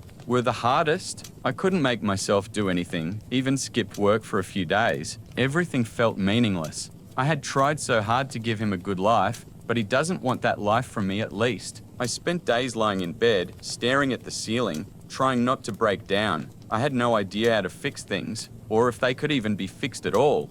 I knew my ex-wife played a role in this, and I suspect she's happy that she completely severed my bond with my son. I also despised her new husband, not because he married the woman I once loved, but because he was taking my son away from me. But there was nothing I could do. Arguing with my son would only make things worse. All I could do was accept it and hope he might change his mind someday, and then a miracle happened. My son came back yesterday, but not for the reasons I had hoped. I thought maybe he finally realized that I'm his father. Perhaps his mother had brainwashed him, making him believe his stepdad would be a better father. But that wasn't the case. I hoped he'd understand how deeply I love him, and that love would make him reconsider. When he arrived, I was overjoyed, thinking he had changed his mind. But he looked extremely upset. When I asked what was wrong, he told me he didn't want me to give up my parental rights anymore because his stepdad said he couldn't afford his college tuition, so he had to come to me. There were no other options. His mother alone couldn't cover it all, so if he wanted to attend the college of his choice, he'd have to follow the custody agreement.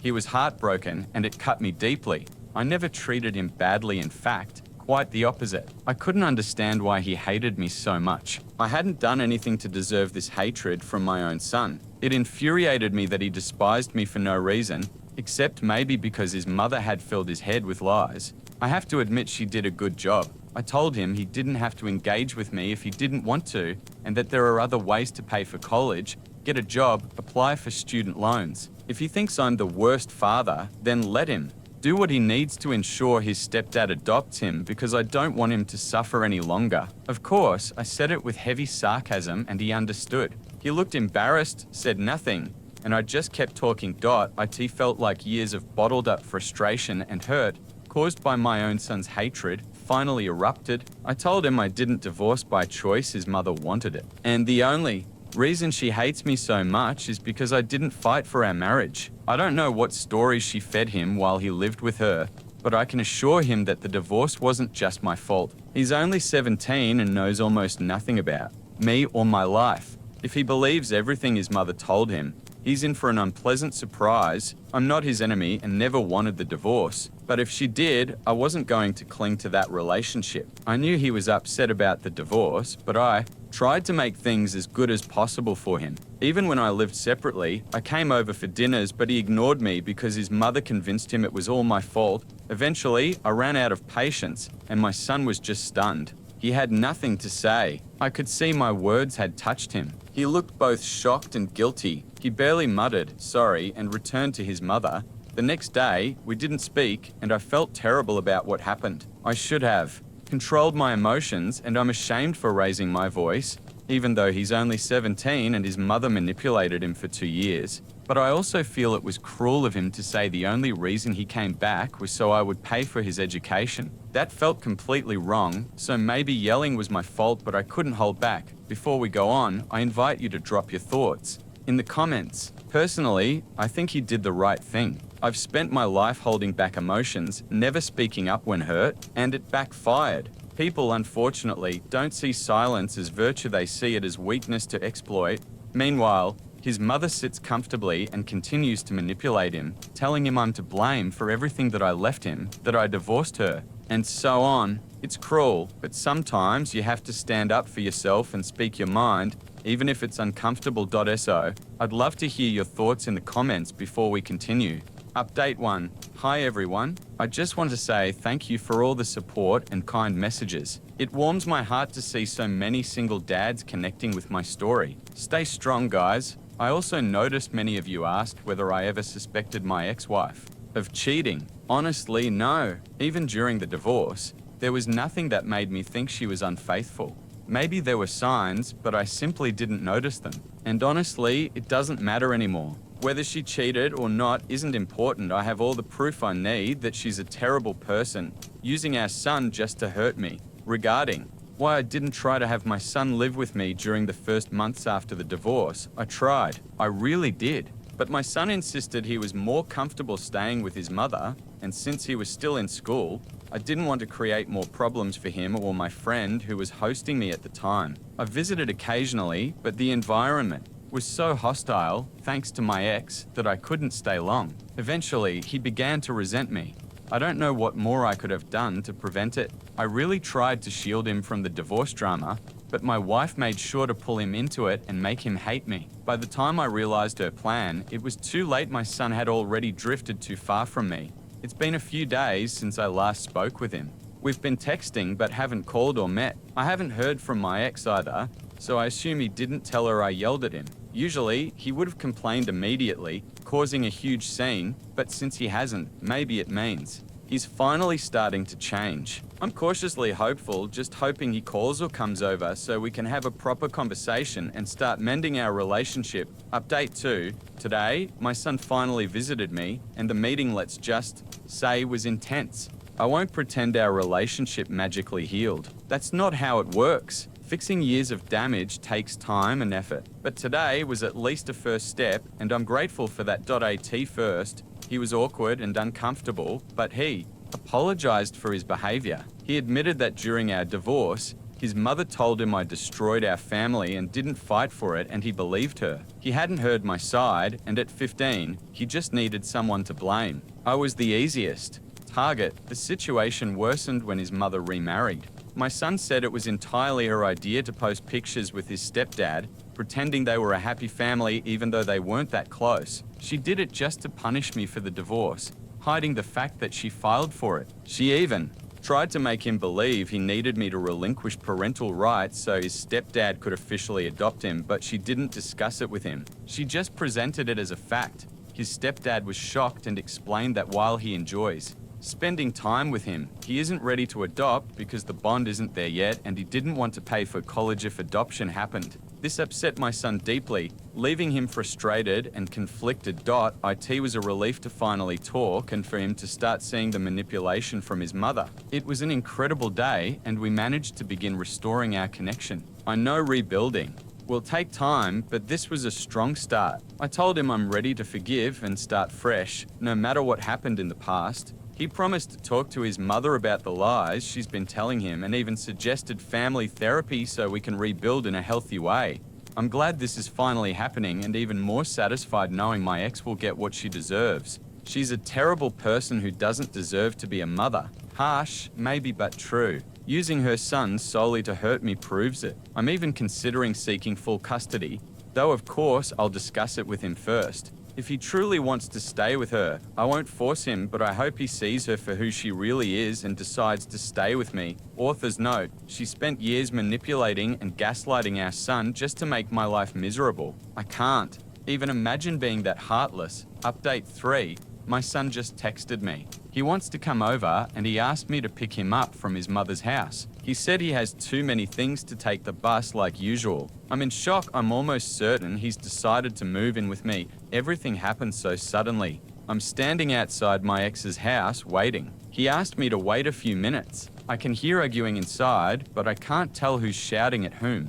I want to go in and bring him home immediately, but I can't without permission. I know she'll do everything possible to cause trouble, so I'm just waiting outside, hoping he comes out soon. Update 4. The shocking confrontation. He finally got home after an extremely long evening. I'm exhausted, but I feel I need to share what happened so I can process everything that went down today. As I mentioned earlier, I was waiting outside my ex's house because my son asked me to pick him up a few minutes after posting my last update. He finally came out. Even then, I could hear yelling from inside the house. My son looked furious as he walked to the car with his bags. Soon, I noticed my ex-wife storming out behind him. She was absolutely enraged, and the moment she saw me in the car, she came right up to the window and started screaming. It was terrifying, but I told her that if she didn't step back, I'd call the police. She did back off a little but didn't leave. As I helped my son load his things into the car, she continued shouting at me,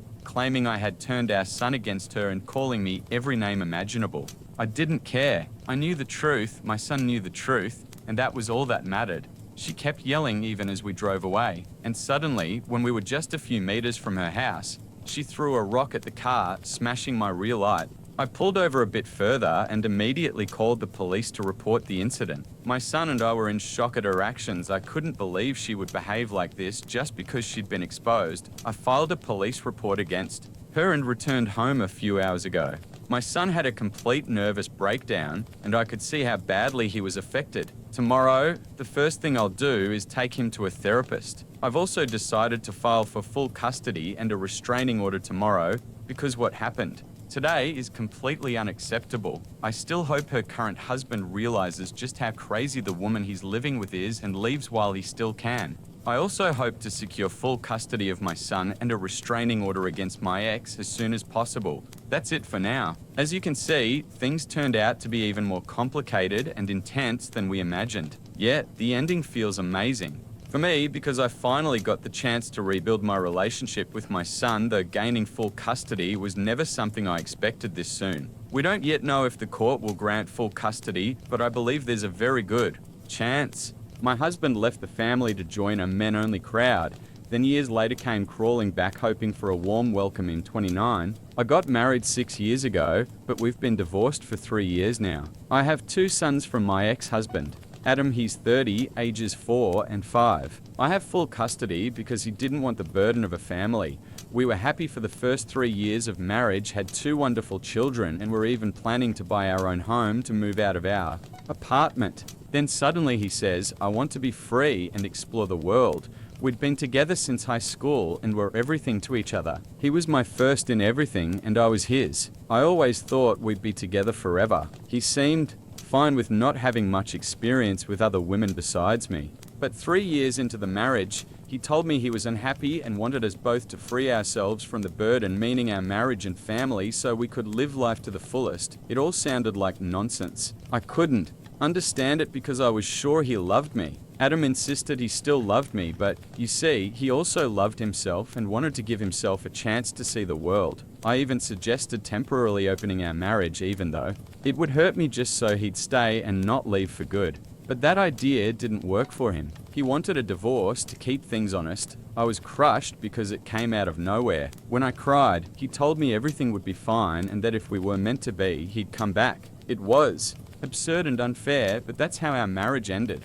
One day he just packed his things and left to explore the world alone, leaving me with 2 kids without a second thought. When I asked what he thought would happen to the kids, he suggested leaving them with someone I trust so I could also travel and meet new people. That's when I fully realized he'd lost his mind. I stopped fighting the divorce. It went through easily. He didn't want anything and was willing to walk away from all responsibilities. His parents had money, so child support wasn't an issue. He had visitation rights but barely used them. When he did, he'd have me take the kids to his parents' house while he sat in another room, avoiding us. Even those visits stopped after the first couple of months.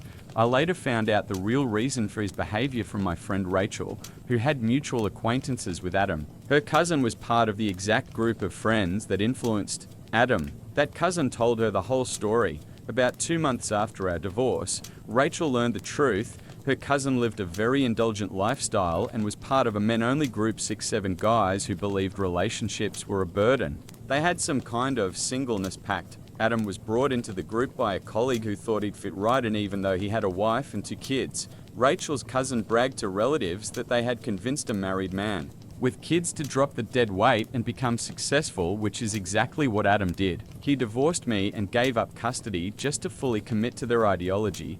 Rachel, curious, asked what the guy looked like. When her cousin pointed to Adam in a group photo, she instantly put 2 and 2 together and came to tell me. When I found out he had left us to join some ridiculous adventure-seeking club, I was furious. Honestly, it would have been easier. For me, if he'd just cheated, at least that would be a more understandable reason than this nonsense. I wanted to call and scream at him, but I didn't. Knowing the real reason only convinced me further that nothing I could say would change him. So I focused on raising my sons to be better men than their father.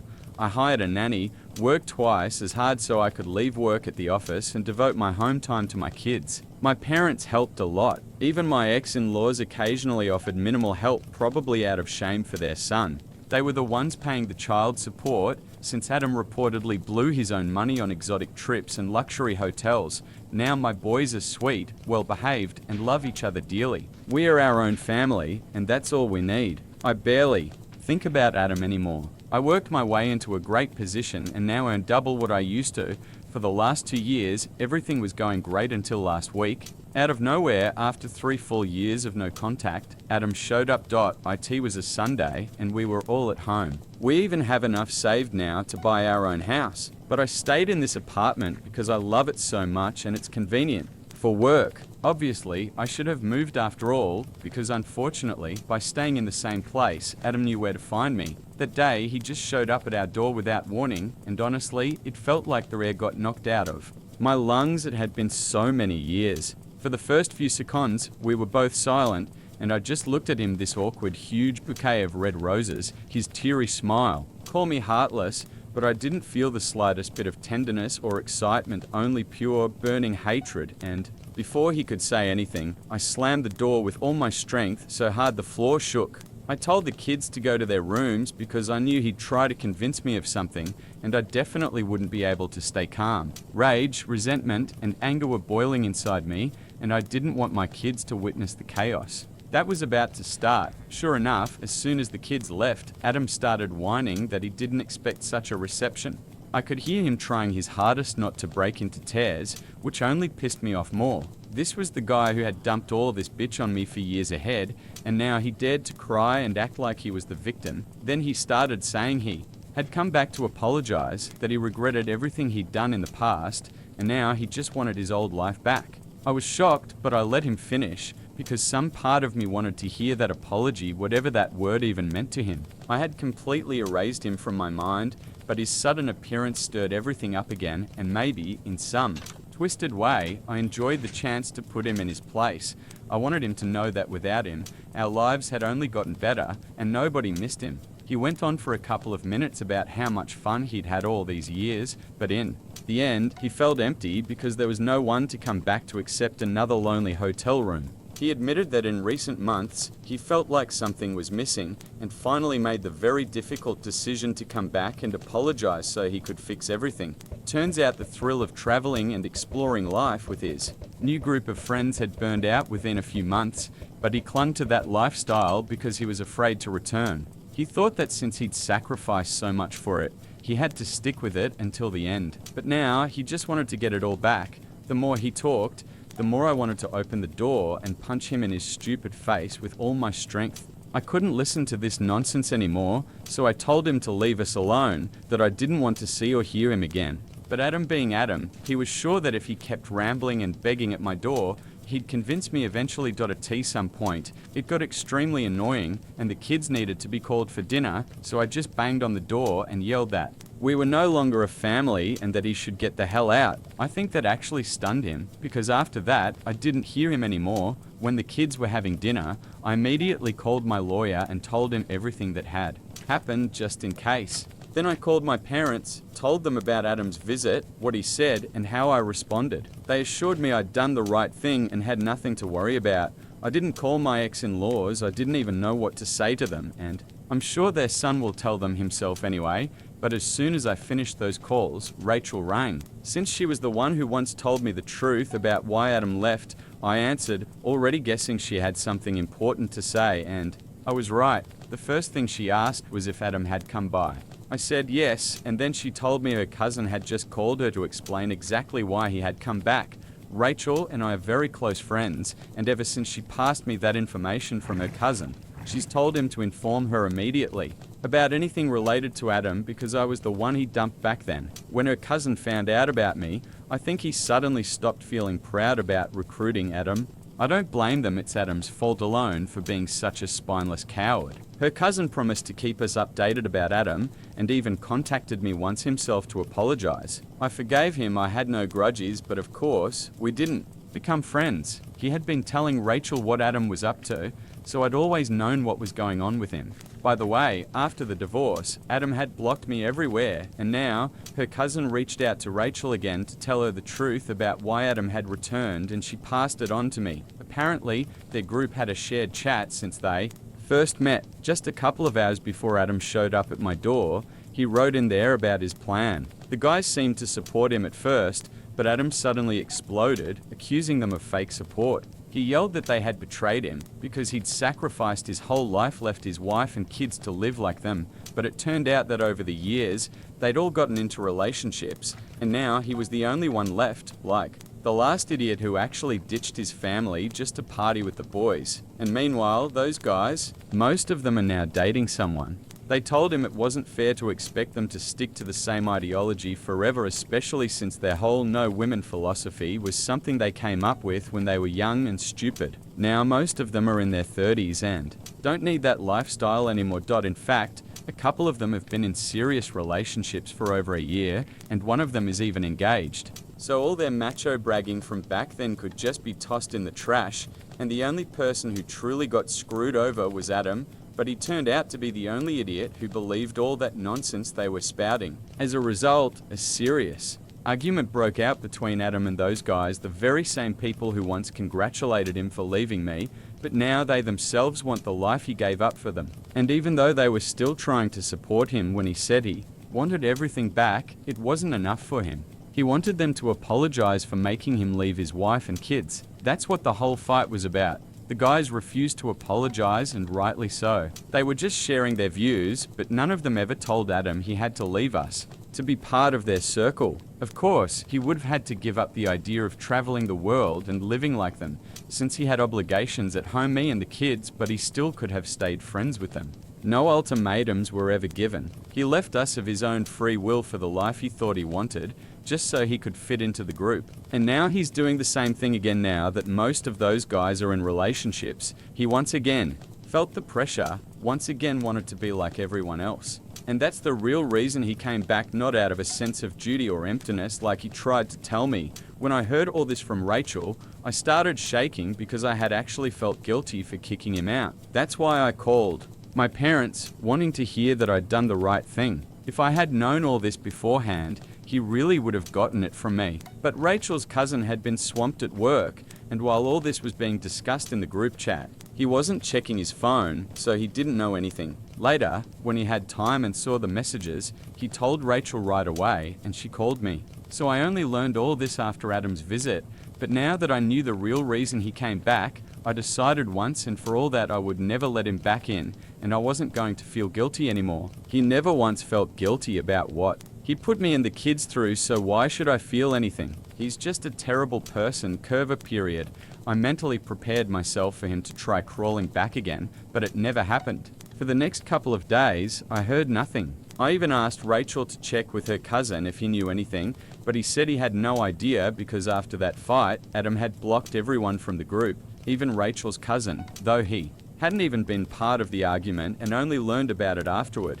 That was a problem for me because if even the cousin was blocked, I completely lost my source of information about what Adam might do next. Adam is the kind of person who, before buying a damn pair of shoes, will talk it over with 5 people. He never does anything without consulting someone.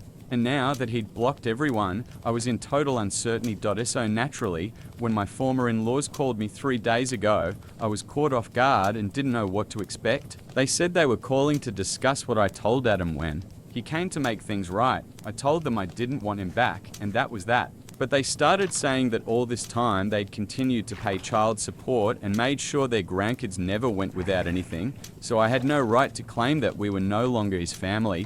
We argued over the phone because they started defending him, and in the end, I just hung up. I keep replaying it in my head, but I still don't understand exactly what I did wrong. I honestly don't think I did anything bad. But in one thing, my in-laws were right. They have been fulfilling their part of the agreement. And technically, Adam still has the right to see the kids. He just hasn't exercised it in a long time. I don't know what to do now. On the one hand, I do want my kids to have a father, even though I'm managing fine on my own, so I don't want to take that away from him, not even sure I have the legal right to. I just can't make sense of anything right now. The only thing on my mind is my children. Am I wrong for telling my ex-husband that me and the kids are no longer his family after he abandoned us for 3 years? First update. Hi everyone. Thank you for your comments and support. I've decided to file an appeal and try to change the custody arrangements so that Adam will no longer even have the right to see the children. I don't know if I'll succeed or not, but it's worth a try. It's been 2 days since I posted my story here, and that's exactly the advice I received from most of you, so that's what I'm going to do. My parents support me too. The fact that Adam and his parents pay child support just means they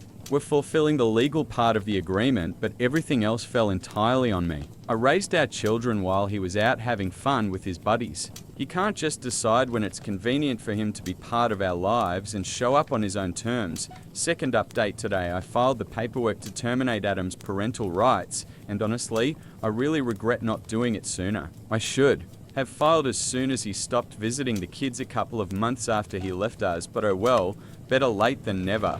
Many people here commented on my decision, but I take back my earlier words about not wanting to deprive the kids of a father. They never had a father around, and who knows, Adam might one day walk out again. He was gone for 3 years, and now he can leave for good if he wants to live for himself, but not at the expense of my nerves and my children's mental health. I won't allow it, and I truly don't think I'm taking anything away from my kids because they never had a father to begin with, so they won't be missing anyone. Third update. So I didn't manage to fully terminate his parental rights, but now he can only see the kids if I'm personally present. That's something at least now he can't just push us around. If he can prove to the court that he's capable of being a stable and reliable father, then maybe we'll reconsider this arrangement. But for now, this is the maximum he gets. As for me, he is never coming back to me. That's not even up for discussion. After the court hearing, when he tried to talk to me again, I snapped and told him straight out that I knew about his pathetic need to fit into the cool crowd and that he should just marry his buddies because he's never getting anything from me. And if he weren't the father of my children, I wouldn't even give him a second glance. Then I just left with the kids, leaving him and his parents standing there with their jaws dropped. Damn, that felt good.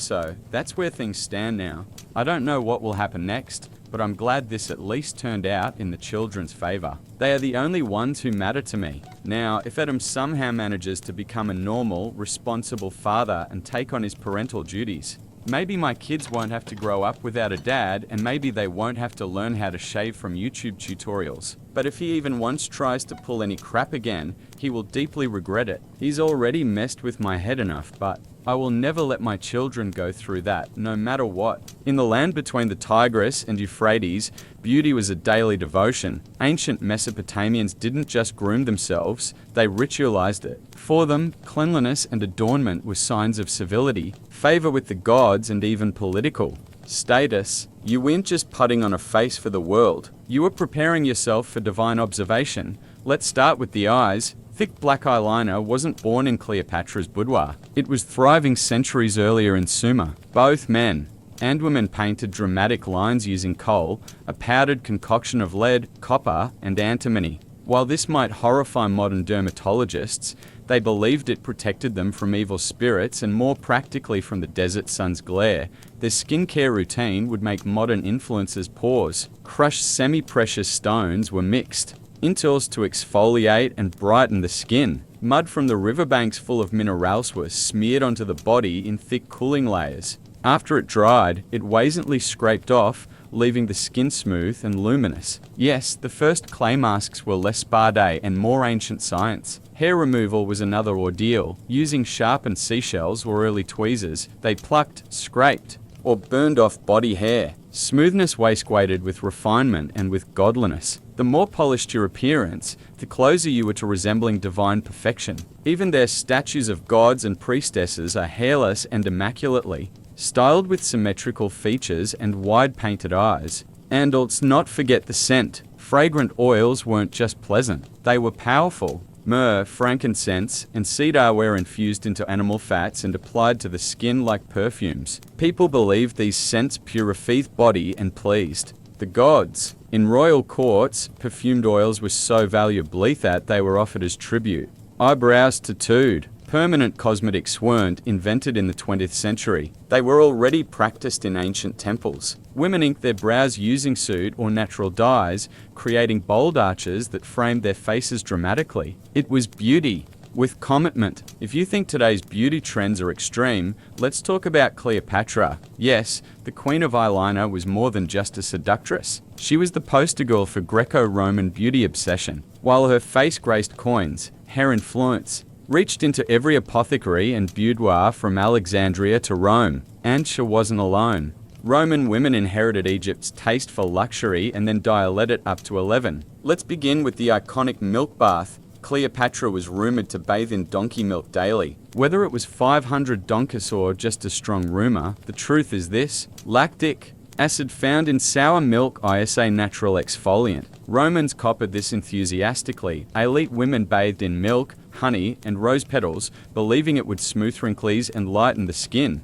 And yes, it worked, just not for your wallet. Now to the face. Roman women desired pale, almost ghostly skin, a sign you were wealthy enough to avoid sunlight. Enter ceruza, a face powder made off white lead, highly toxic, but hey, it gave that flawless matte finish. Women applied this daily, layering it on thick over the cheeks and forehead. Over time, it caused sores, hair loss, and in some cases, death, but looking like a goddess. Worth it, rouge and lip stain were made from red ochre, crushed beetles, or mulberry juice. The more vivid your lips and cheeks, the more youthful and seductive you appeared. Forehead liner and eyebrows, soot mixed with animal fat did the trick. And if your eyebrows weren't naturally bold, no problem. Just draw them on, or better yet tattoo them just like in Mesopotamia. Hair was another battlefield. Roman women curled their hair into intricate styles using heated metal rods long before your grandmother's curling iron. They dyed it using herbs, ash, or event-fermented leeches. Yes, seriously, for that fashionable blonde look, wigs made from German slave hair were common among elite Roman women trying to show off their wealth and style. And perfume, an empire in itself. Romans were addicted to scent. Oils infused with saffron, cinnamon, and roses were rubbed into every crease of the body. That has smelled like botanical gardens dipped in musk. In ancient China, beauty wasn't flashy. It was philosophical. Where Rome chased glamour, the Chinese aesthetic prized balance, harmony, and an key. But don't mistake subtlety for simplicity. The beauty rituals of dynastic China were just as rigorous, deeply spiritual, and sometimes shockingly intense. Start with the skin. Chinese beauty standards revered a pale porcelainic complexion, not because they feared the sun, but because fair skin symbolized nobility and leisure. Peasant women worked the fields under harsh sunlight. Aristocratic women stayed indoors and preserved their complexions like priceless scrolls. White lead powder, ground pearl, and even powdered rice were common ingredients. It wasn't just makeup, it was medicinetto. Many formulas were designed by court physicians and believed to boost ki or prolong life. But the real star of ancient Chinese skynair was jade. Jade rollers, which TikTok made trendy again, were used centuries ago by Han Dynasty women. Cool. To the touch and symbolically connected to immortality, jade tools were rolled across the face to promote circulation, reduce epiphanis, and maintain youth. Even emperors were known to keep jade pillows, believing the stone would draw toxins from the skin while they slept. Eyebrows were serious business. Women shaped and painted their brows to reflect fashion and politics. In some dynasties, long swooping brows were in vogue. In others, short and upward tilted lines dominated. Ink made from burnt willow or charcoal was applied with brushes made from rabbit fur. Some trends even encouraged removing natural brows altogether and drawing them higher on the forehead, achieving a more heavenly appearance. Lips were tinted with a blend of cinnabar and animal fat, sometimes mixed with beeswax. Rouge made from safflower petals was dabbed on cheeks in small circles. And bawdy marks, they weren't accidental. Some women painted tiny black dots, nert hair, lips or eyes, considered flirtatious symbols of charm and mystique. Hair care was a daily ritual. Women used fermented rice water and camellia oil to wash and nourish their hair, which they often grew down to their knees. Elaborate updo held in place with jade pins and golden combs weren't just about style. They were a declaration of status, elegance, and cultural refinement. To the ancient Chinese, beauty wasn't loud or lethal. It was meditative, disciplined, and symbolic. It was artful restraint paired with quiet power, written not in words, but in the soft glow of powdered faces, and a curve of a perfect brow. If ever there was a time when beauty killed, literally, it was the Renaissance. In the courts of Italy, England, and France, women weren't just enhancing their appearance. They were slowly poisoning themselves in pursuit of affection. The goal? A glowing alabaster white face with blood-red lips and high, delicate brows. The method, a chemical cocktail that would terrify a modern dermatologist. Let's start with the most infamous Venetian ceruse. This was a luxurious face paste made from white lead and vinegar. It gave a smooth bone-white finish, hiding blemishes and wrinkles. Queen Elizabeth. I wore it religiously. Under candlelight, it gave a luminous glow that made skin look porcelain. But the downside, skin corrosion, paralysis, tooth decay, and eventually death. It was the Renaissance equivalent of a slow drip time bomb. But wait, there's arsenic too. For women who wanted to brighten their complexion or lighten freckles, arsenic wafers were sold as miracle pills. Swallowing small doses supposedly gave the skin a translucent look. It also caused vomiting, kidney damage, and internal bleeding. But body weights for no one, not even your liver. Eyebrows were plucked into thin arches or removed entirely. A high, rounded forehead was fashionable, so women Semites shaved their hairlines an inch or two to create the illusion of a larger brain and therefore higher virtue. Balding was rebranded as high status. Cheek color came from crushed berries, cochial, bugs, or vermilion. Lips were painted with similar mixes. Some women used mercury-based red dyes, which added a seductive pop of color and irreversible nerve damage. Flushed cheeks were not just pretty, they indicated youth and vitality, something aristocrats cherished in an era of short lifespans. And the smell-cloying fragrances made from ambergris, musk, and civet were worn not just for allure, but to mask the unwashed reality beneath layers of toxic cosmetics. After all, bathing was still viewed with suspicion in many parts of Europe. Hair. Golden locks were ideal, especially in Italy. Women bleached their hair using mixtures of sulfur, soda, and lemon juice, then sat in the sun wearing wide-brimmed hats with the tops cut out to expose only their hair. It worked, but also fried their scalps. Long before modern skincare touted natural as a buzzword, ancient India had already written the manual. And it wasn't just skynair. It was Ayurveda, the science of life. Indian beauty rituals weren't isolated routines. They were extensions of spiritual wellness,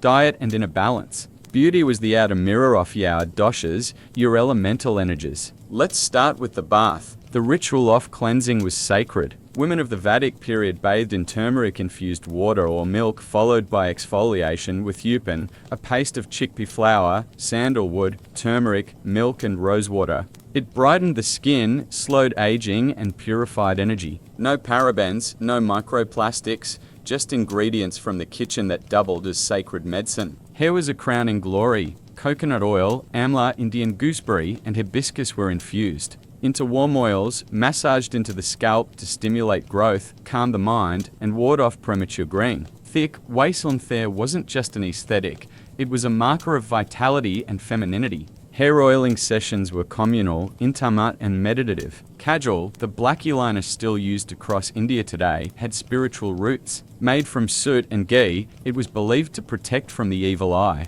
Mothers would apply it not just to themselves, but to their babies as a shield against negative forces, but it also framed the eyes beautifully, giving them the depth of ancient potra fragrance. Entire cities like Kanauji became famous for distilling adhesars, perfumes made from flowers like jasmine, rose and vetiver.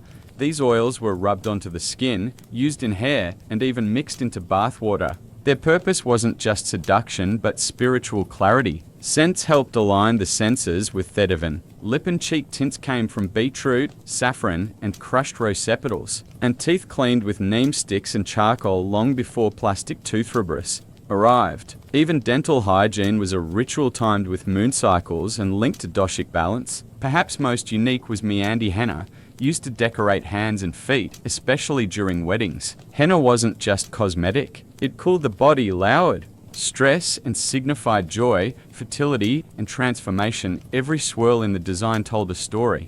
The ancient Greeks adored beauty, but not in the flashy, gilded sense of later empires. For them, beauty was moral. Physical perfection reflected a virtuous soul. A sculpted body or symmetrical face wasn't just attractive, it was a sign of inner harmony, intelligence, and divine favor. So, it's no surprise that grooming in classical Greece was practically a civic duty. Let's begin with the skin. Like the Romans, Greeks idolized pale complexions. A white face meant leisure and nobility. A tanned face meant you worked outside, which was for slaves and peasants. To achieve this ghostly ideal, Greek women used powders made from white lead, again, chalk, or crushed seashells. These powders weren't subtle. In fact, some women layered them so thickly that they cracked when they smiled. But hey, beauty is sacrifice. Red lips and cheeks came from mulberries, red iron oxide, Orovin wine dregs. The richer the red, the more desirable the look. However, application had to be light. Heavy makeup was frowned upon. A modest flush meant good health and chastity. 2. Much that was associated with prostitutesco as Achetia, who famously used richer rouge and elaborate cosmetics to entertain philosophers and statesmen alike. Hair care was no afterthought. Greek women prized long wavy hair, often styled in braids, buns, or knots, and held together with ivory or bronze pins. To lighten their hair, they rubbed in vinegar, lemon juice, and sometimes used ashes. Blonde hair especially was idealized as divine and foreign. Think Helen of Troy. Wigs and hairpieces matter from enslaved northern women weren't uncommon among the elite. Eyebrows were key. A single continuous brow, yes, oni brow, was a sign of purity and intelligence. Women who weren't naturally blessed would fake it using powdered antimony or soot. Some even glued goat hair between their brows, all for that soft, scholarly look. Perfumes were blended with care using olive oil as a base mixed with herbs like margam, thyme, and iris root. They were applied after bathing, which the Greeks did obsessively, often in public baths. Cleanliness was next to godliness, literally. In the jungles and highlands of Mesoamerica, beauty wasn't soft and aesthetically wasn't subtle. For the Aztec and Mayan civilizations, beauty was bold, a physical badge of identity, power, and sacred duty. The ideal body was carved, and sometimes painfully altered, all in service of the gods and societal status. Let's start with the most intense cranial modification. Among both the Mayans and Aztecs, shaping a baby's skull was seen as an enhancement. From infancy, wooden boards were gently but firmly bound to a child's head to elongate the skull into a sloped, almost cone-like shape. It was a sign of nobility, intelligence, and beauty. The longer and smoother the forehead, the higher your social standing. Next up, dental decoration. Forget whitening strips. Mayan elites embedded jade, turquoise, and even hematite into theodolite. Tiny holes were drilled with obsidian tools, and precious stones were glued in with natural resins. Their sparkle. When they smiled, literal. The pain tolerance astronomical. Filed teeth were also fashionable, shaped into sharp points or symmetrical patterns to mimic animal traits, suggesting strength or divine connection. Skin and face painting played a major role in daily life and ritual. Aztec women often wore red and yellow pigments in their cheeks, while both men and women used black paint for ceremonies. The colors weren't random. They had meaning. Red was for life and fertility. Black often signified war or devotion. Some paints were made from crushed insects like cochineal, giving a vibrant crimson hue. Piercings and tattoos were spiritual commitments. Ear, nose, and lip piercings were common, often adorned with jade or bone jewelry. Tattoos created with thorns and ink displayed in family lineage, religious role, or even battlefield honors. These weren't subtle accessories. They were declarations of loyalty to gods like Quetzalcoatl or Ixchel. Even crossed eyes were considered. Attractive among the Maya, mothers dangled beads in front of their infants' noses, training them to look inward until their eyes misaligned. This wasn't seen as a defect, but as a sign of mystical insight. Across the vast and varied landscapes of ancient Africa, beauty was as diverse as Theterrain itself. From the lush Nile Valley to the Savas of Nubia and the trade cities of West Africa, beauty rituals were both practical and profoundly symbolic. Adornment wasn't just a matter of style. It was a statement of identity, status, and even cosmic alignment. Let's begin.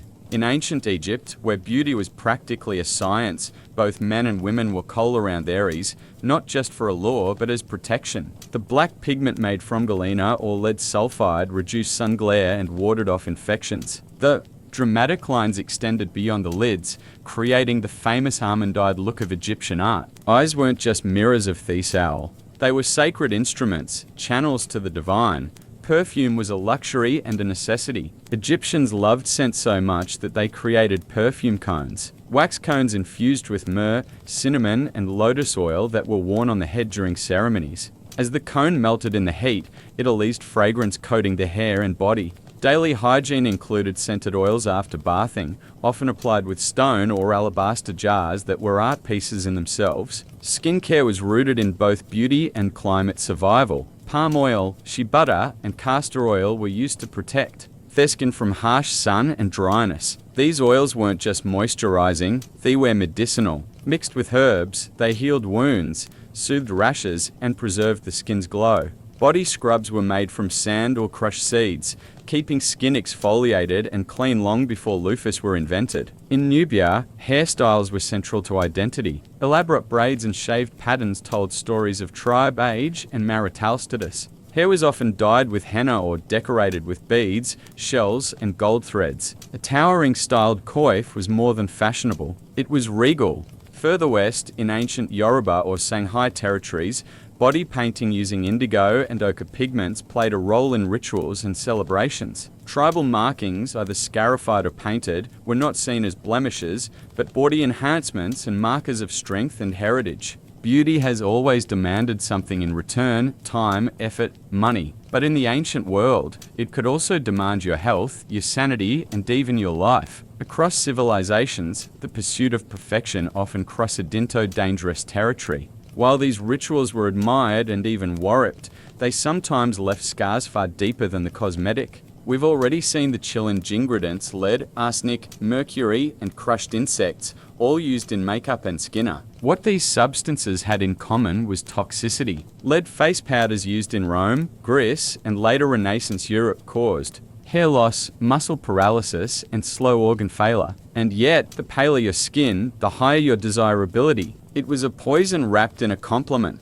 In ancient China, women of the elite class once bound their feet from an earlier guy in pursuit of the so-called lotus foot, an ideal that symbolized grace and obedience. Though foot binding became more dominant during later dynasties, early iterations of similar practices already existed. The result was permanent deformity, but it wasn't considered cruelty. It was considered beauty. Let's not forget the ritualized pain of tattoos, piercings, and body modifications. For the Maya and Aztecs, inserting jade into your teeth or reshaping. Your skull was seen as a mark of honor, but the risk of infection, pain, and permanent damage was high. Likewise, in ancient African and Middle Eastern cultures, scarification was a sign of strength and beauty, but involved cutting intricate patterns into skin, often without antiseptics. Even perfumes could be dangerous. In Egypt, perfume cones often included ingredients like cinnamon oil, which in high concentrations can burn the skin, and since bathing with water was a luxury, heavy oils could trap dirt and bacteria, leading to infections. Cosmetics and treatments weren't regulated or standardized.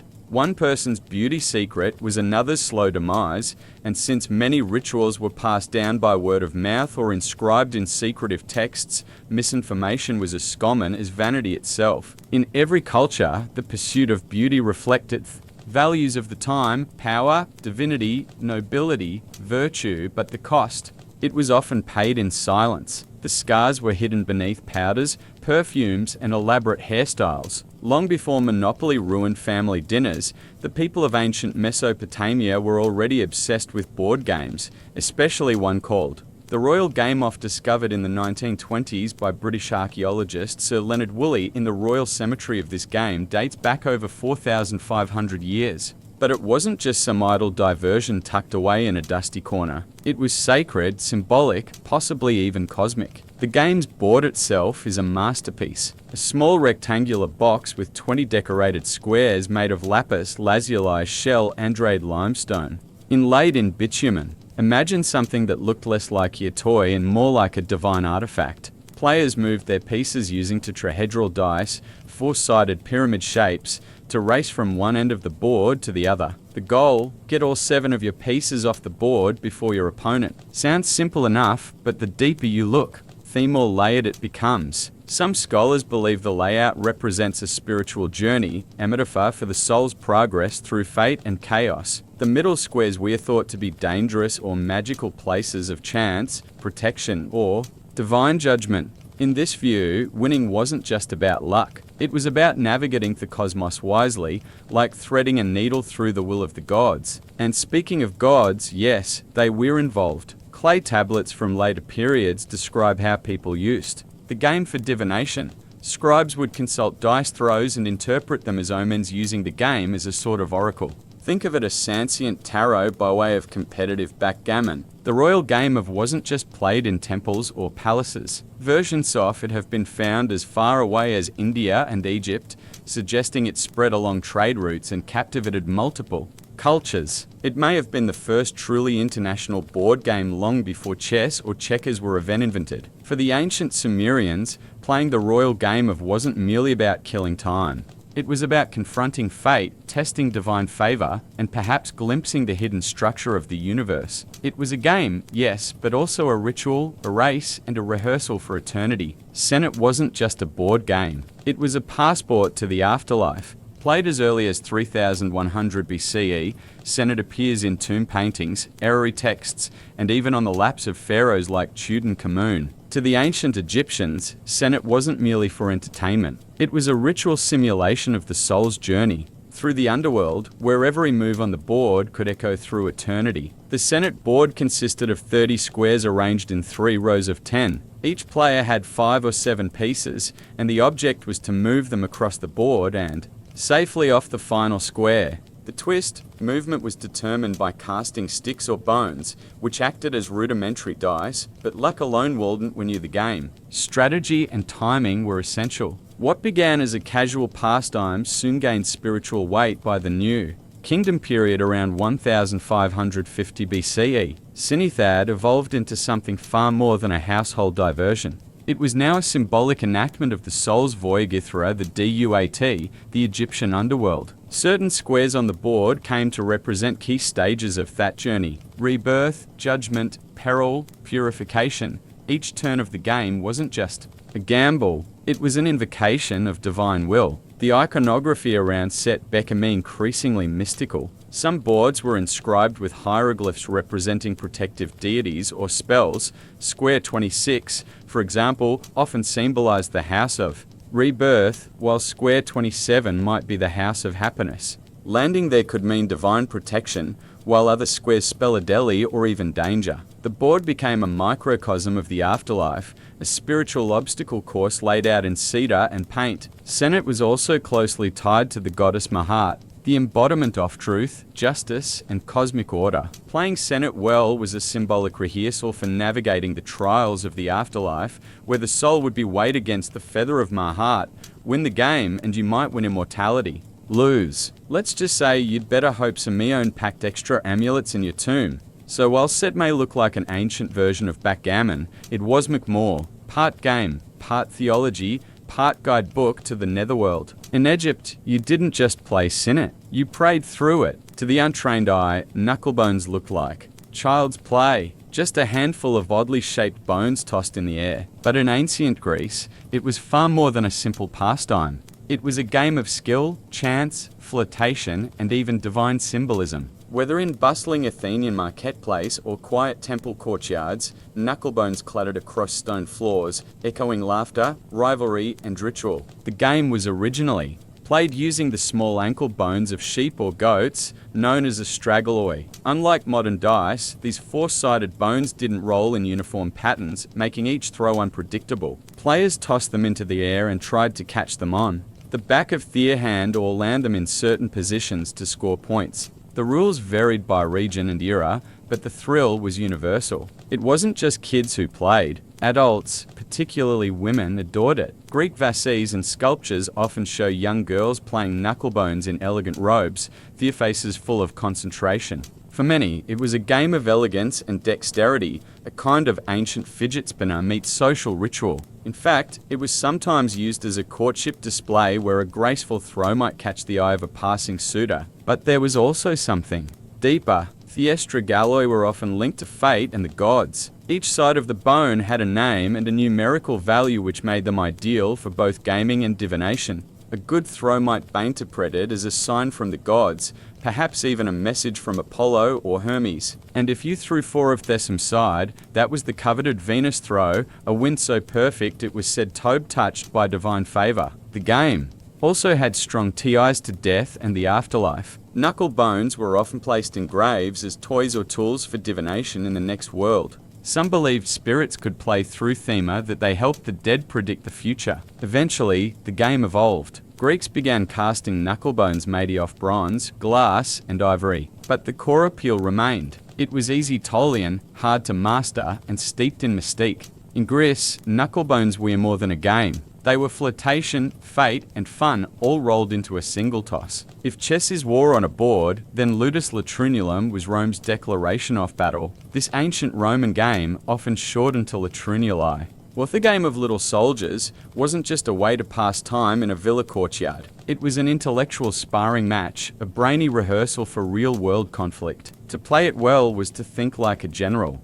The exact rules of ludus latrunum have been lost to time, but enough fragments, wooden boards, clay pieces, and literary references remain to paint a compelling picture. Plato in a grid, often 88 or 98 10 squares, each player controlled an army of smaliuniform pieces called latronus or mercenaries. The objective, outmaneuver your opponent and capture their pieces by surrounding them. No dice, no luck, just cunning. What made it thrilling was its subtlety. This wasn't a race game like or set. It was tactical, demanding foresight and psychological. Warfare, players would bait, feint, and trap, just like in actual military campaigns. Roman authors like Varro and Oid mention it as a pastime favored by both soldiers and statesmen. Some saw it as a test of character. Others just liked humiliating their friends in front of a crowd. Interestingly, the game wasn't confined to the elite. Latrini boards have been found scratched into stones, floors, and even rooftops across the Roman Empire from Britain to Egypt. Soldiers played it while stationed on the frontier. Merchants played it between negotiations. It transcended class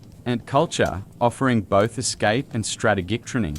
The pieces themselves varied. Simple pebbles carved ivory tokens or glass counters. Some boards featured special squares, possibly fortresses or thrones where key captures could occur. Scholars debate whether a single king piece existed in some versions, but regardless, the game rewarded ruthless logic over brute strength. Roman poets often used the game as a metaphor. Losing a piece was like losing favor in court, getting surrounded like a political betrayal. Even the gods were said to play versions of it, suggesting that strategy was not just human, but divine. Ludus Lunalorum may be extinct, but its spirit survives in modern games like chess and checkers. It was Rome's intellectual blood sport, a game where a victory meant more than bragging rights. It meant superiority of mind before Senate reigned supreme. In ancient Egypt, there was Mayhem, a mysterious visceral-shaped board game named after a protective serpent god. Mayhem wasn't just a game. It was a riddle wrapped in mythology, strategy, and ceremony.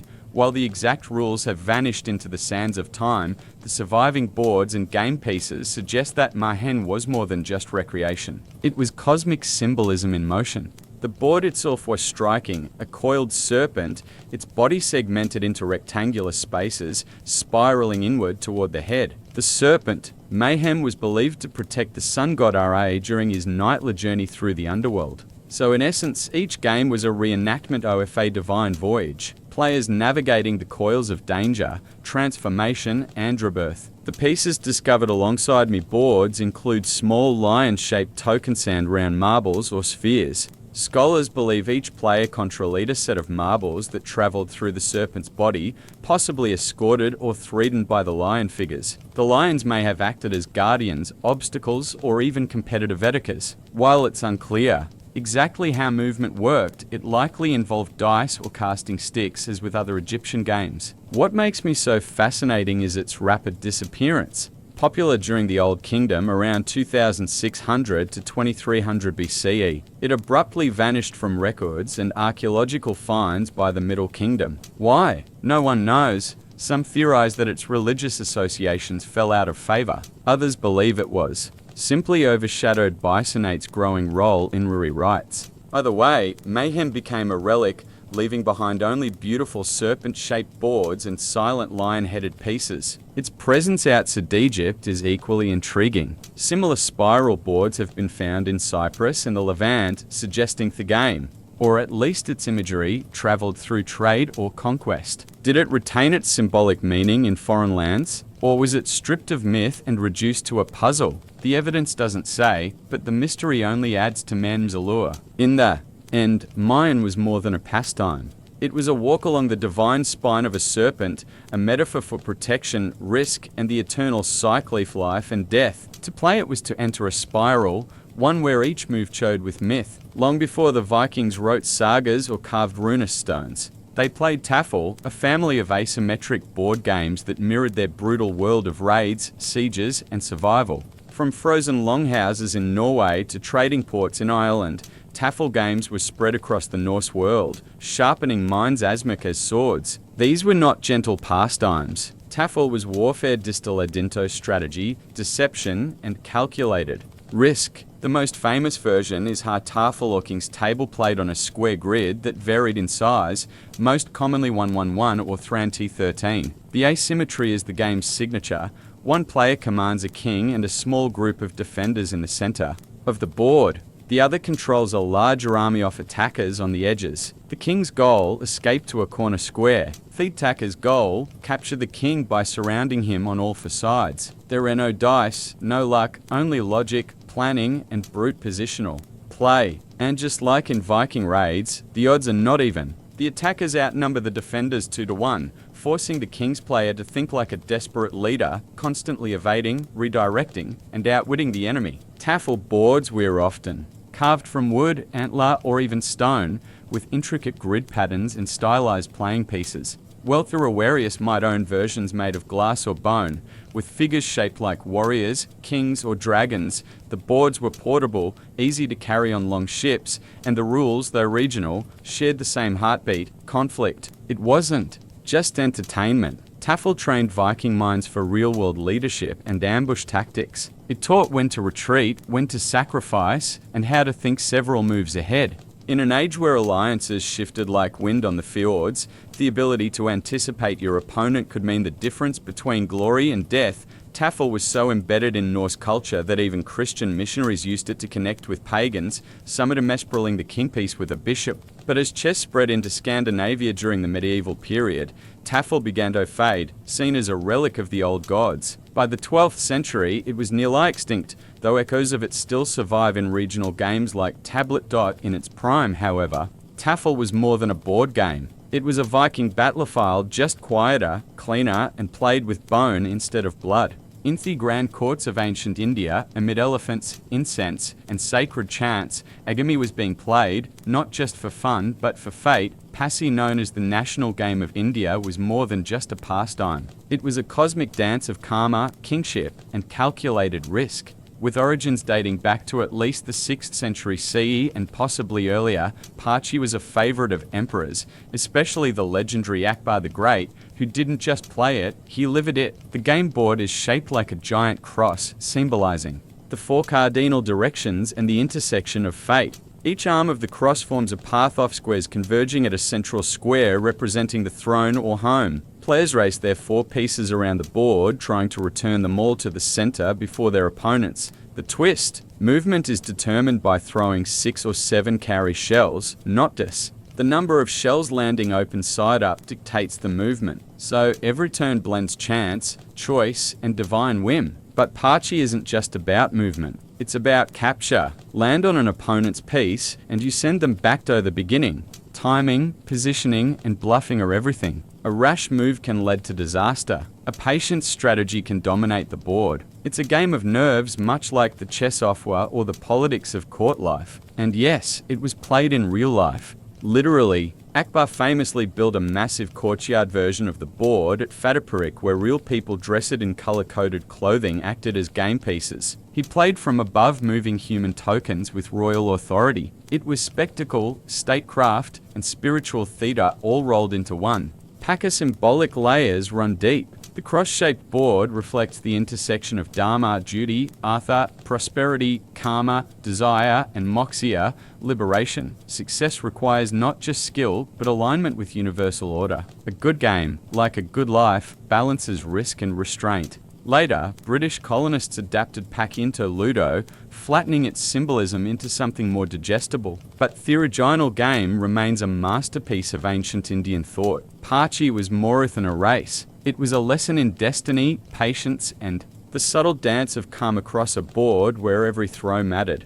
If you were an Aztec, rolling the bones weren't just a gamble. It was a spiritual transaction. Party, one of Mesoamerica's oldest known games, was part gambling, part ritual, and part cosmic drama. It was played everywhere, from humble village corners to the great temples of Tenos, Tightlan, and always under Thuich of the gods, especially Mwil, the patron of games, dance, and excess. The game board was simple in appearance, a cross-shaped grid, typically drawn on mats, stone, or even carved directly into temple steps. It contained 52 spaces mirroring the Aztec calendar cycle of 52 years. This wasn't accidental. Time, fate, and cosmic cycles were embedded in every square. Players began with 6 beans marked with dots, functioning like primitive dice. These were thrown to determine how many spaces a player's token could move. Each player had a set of markers, often stones, bones, or carved figurines that they maneuvered around the board in an effort to complete a circuit before their opponent.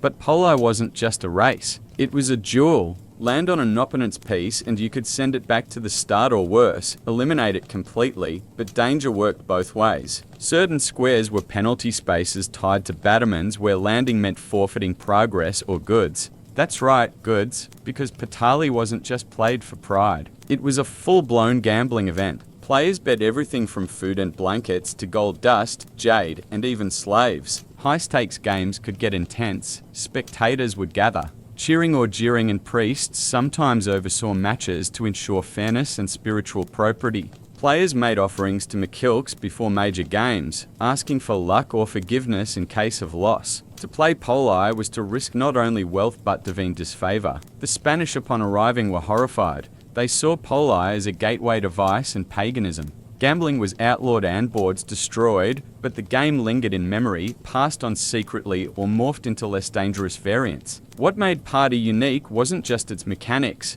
viewed its fusion of luck, strategy, and cosmology. The board was a miniature universe. Each throw was a spin of fate, and every game mirrored the eternal gamble between order and chaos, life and loss. To modernize, games are usually seen as leisure, something to unwind, compete, or kill time. But in the ancient world, games were often sacred. They weren't just entertainment. They were mirrors of the cosmos, training grounds for rulers, and rehearsals for death, fate, and rebirth. Across civilizations, from Mesopotamia to Mesoamerica, play was never just play. It was ritual in disguise. Take Senate and party, for instance. These weren't casual pastimes. They were embedded with religious meaning, often played in temples, tombs, and ceremonial contexts. Senate boards were found in the tombs of Egyptian pharaohs, not as toys, but as tools to guide the soul through the DUAT, the underworld. Winning a Senate game wasn't about outsmarting your opponent. It was about proving your spiritual readiness for thief to life. Likewise, in the Aztec world, party was played under divine surveillance.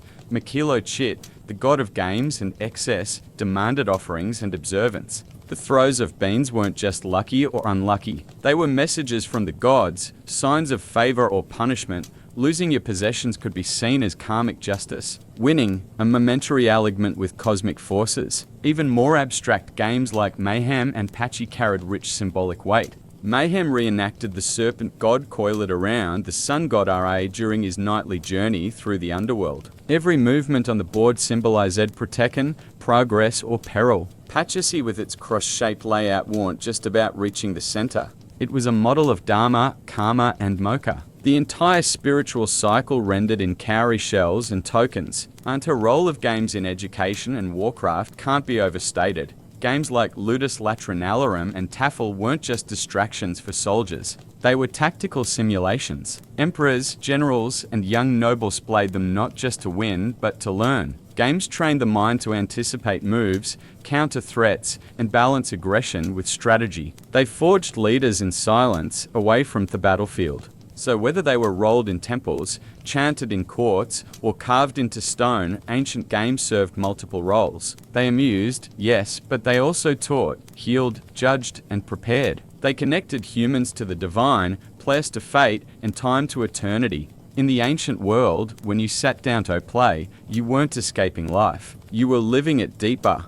Mary Wollstonecraft Godwin entered the world on August 30, 1797, with more pressure in her first breath than most feel in a lifetime. She was born into an intellectual earthquake. Her parents, Mary Wollstonecraft and William Godwin, were two of the most radical thinkers of their time. Her mother was the author of A Vindication of the Rights of Women, a fiery feminist treatise that dared togi women were rational beings worthy of education and equality. Her father was a political philosopher and novelist who rejected monarchy, organized religion, and traditional marriage. Together they formed one of the most revolutionary unions in Enlightenment England. And then, 11 days after Mary's birth, her mother died. From the beginning, Mary's life was marked by brilliance and loss. Raised by her father in a house filled with books, ideas, and visiting radicals, she grew up surrounded by the ghost of a mother she never knew, but whose voice rang through the pages of her writing. Her father did not hide these works. He encouraged Mary to read them. Her education was anything but ordinary. She absorbed Greek myths, science, poetry, philosophy, and history before most children had learned to write a paragraph. The garden became her classroom. Her thoughts were fed by theologians of Cage, Rousseau, and Voltaire. But the household was far from idyllic. William Godwin eventually remarried, and Mary's relationship with her stepmother, Mary Jane Clement, was cold and contentious. The new Mrs. Godwin favoured her own children and viewed Mary as a moody, defiant girl with too much imagination. Mary, for her part, despised the domestic expectations placed on her and found solace only in writing and dreaming. By age 10, she was scribbling her own stories. By 14, she was reading books most adults would fear to touch.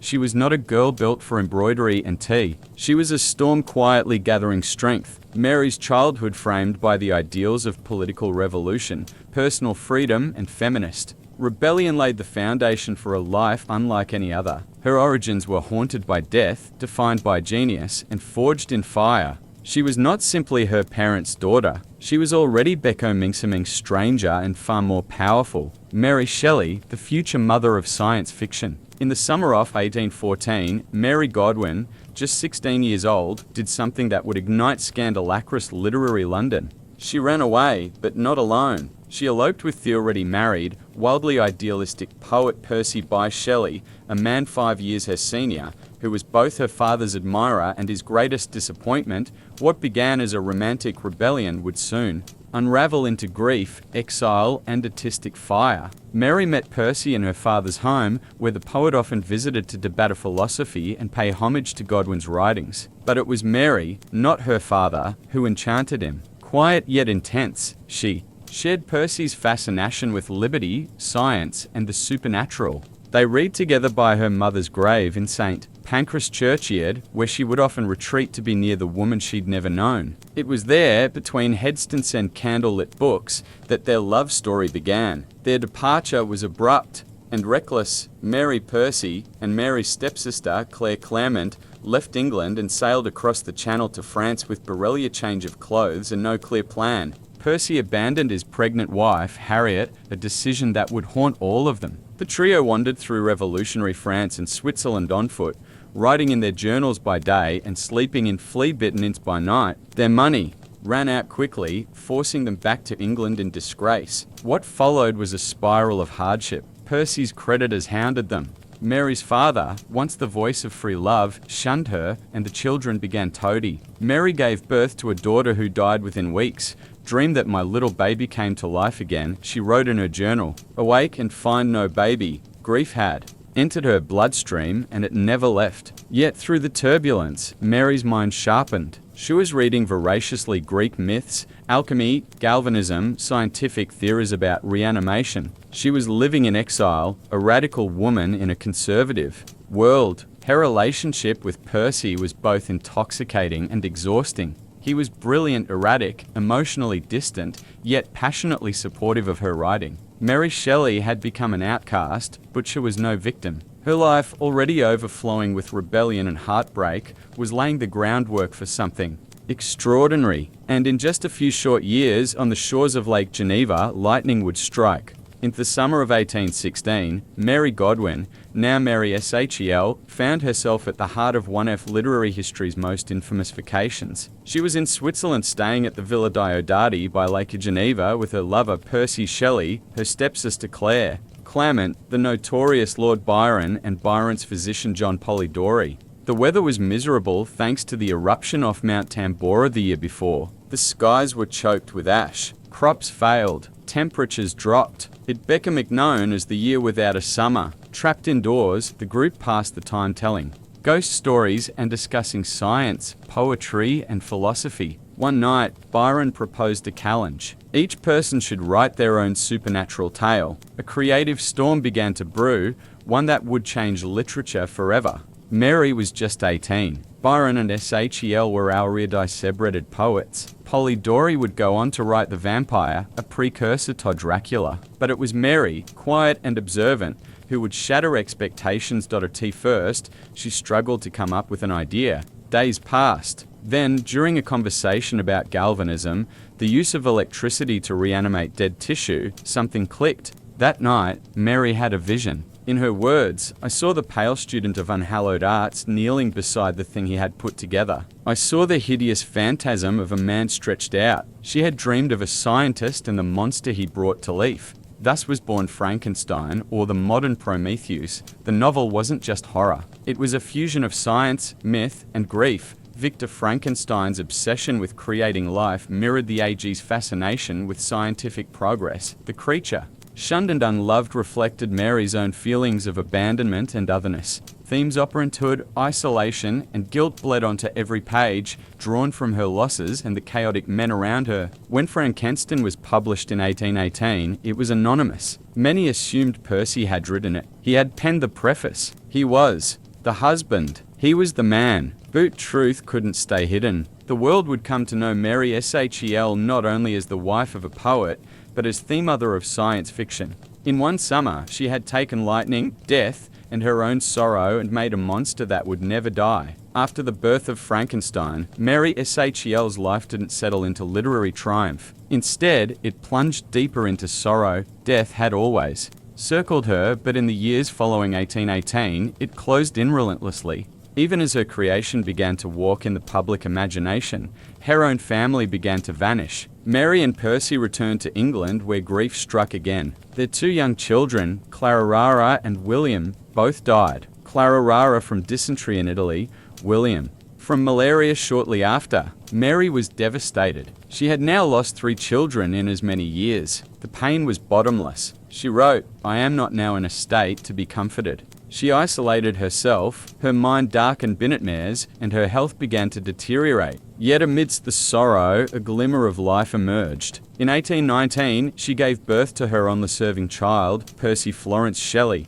He would become her anchor in the years to come. But even he could not shield her from the next blow. In 1822, tragedy struck again. This time, brutally and suddenly, Percy Shel drowned in a storm while sailing off the coast of Italy. His body washed ashore, unrecognizable except for a volume of Keats' poetry in his pocket. Mary was just 24 years old, widowed, broke, and emotionally shattered. She had lived through the deaths of 3 children, her half-sister Frances Uride, the suicide of Percy's arranged wife Harriet, and now the drowning off the love of her life. It was a gothic horror no fiction could rival, yet somehow she endured. Mary gathered Percy's remains, both literal and literary. She preserved his poems, his reputation, and even allegedly kept a piece of his calcified heart wrapped in silk stored in her writing desk. Grief was no longer just a companion. It was her constant muse, and through it all, she kept writing. Her pen became her lifeline. She composed Valperga, a historical novel,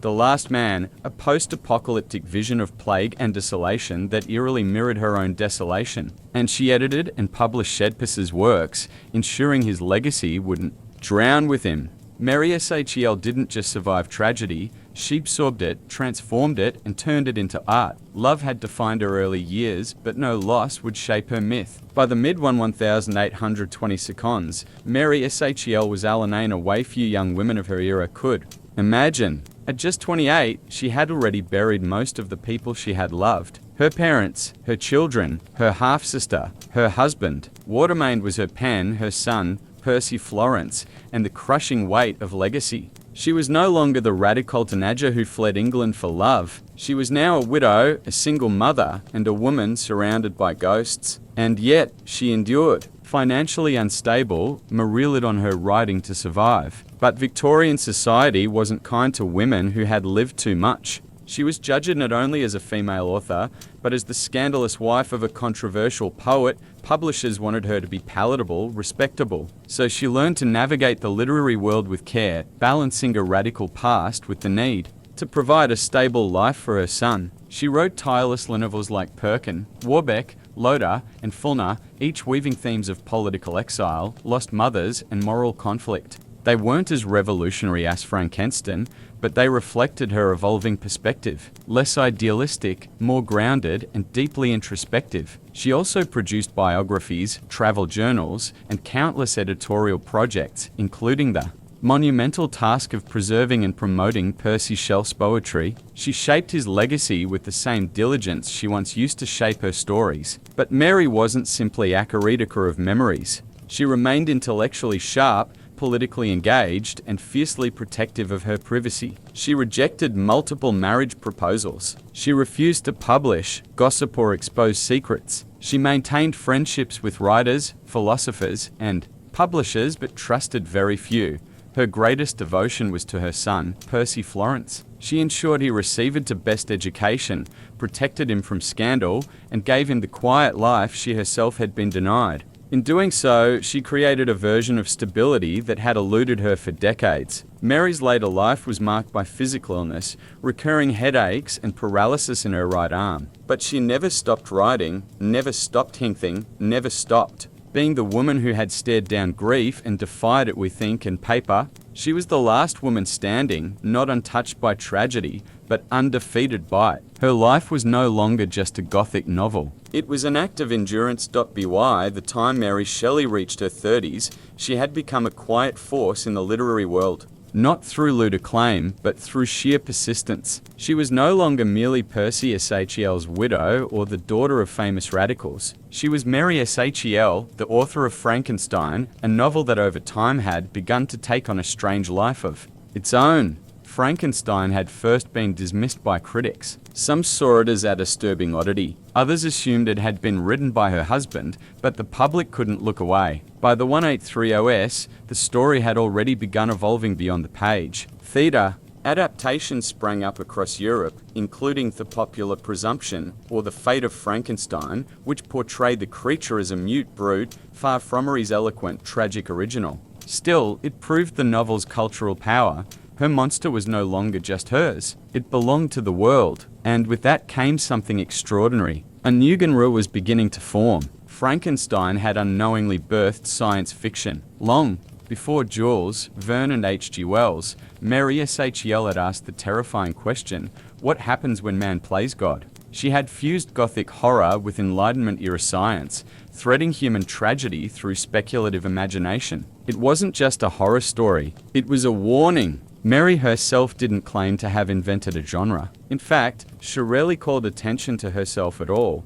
But scholars now regard her as the mother of science fiction, a title she earned not through intention, but innovation. She had taken the anxieties of her era about science, morality, motherhood, and death and molded them into a timeless bubble. As she edited Percy's works and navigated the male-dominated publishing world, Mary quietly influenced generations of thinkers. Her writings explored not only politics and feminism, but ecological disaster, existential dread, and ethical boundaries. Her 1826 novel, The Last Man, imagined a world ravaged by plague and loneliness, a vision that would only be fully appreciated a century later. Though ill for much of her later life, she never stopped engaging with the world through her writing. Her legacy was already in motion, creeping out off lab, across the stage, through the press, and into the bloodstream of modern culture.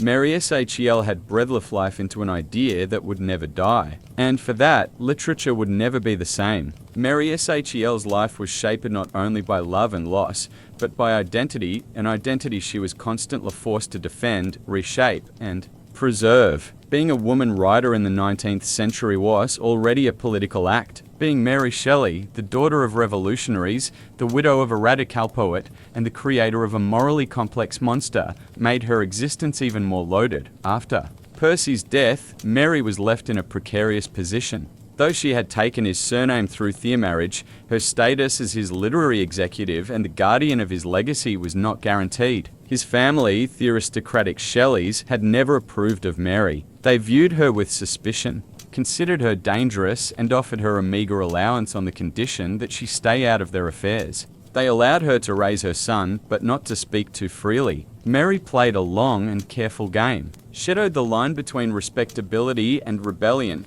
crafting a public persona that was quiet, literary, and maternal, while still protecting her radical lineage beneath the surface. When editing Percy's poetry and writing his memoirs, she subtly sanitized his atheism and revolutionary views, ensuring that his works could reach a wider, more conservative Victorian audience. Critics have debated this move for decades. Was it betrayal or strategy? Perhaps it was both. Mary understood the politics of reputation better than most, but while she worked to preserve Percy's legacy, she also fought for her own. Publishers wanted her to be silent, anonymous, or at best, the footnote to her husband's genius. Mary refused. She continued writing novels under her own name. In an era when women were still publishing under male pseudonyms, Mary Shel insisted on visibility. At the same time, she quietly inserted political themes into her fiction. In Low War and Fulner, she explored issues of male autonomy, flawed fatherhood, and the social limitations placed on women.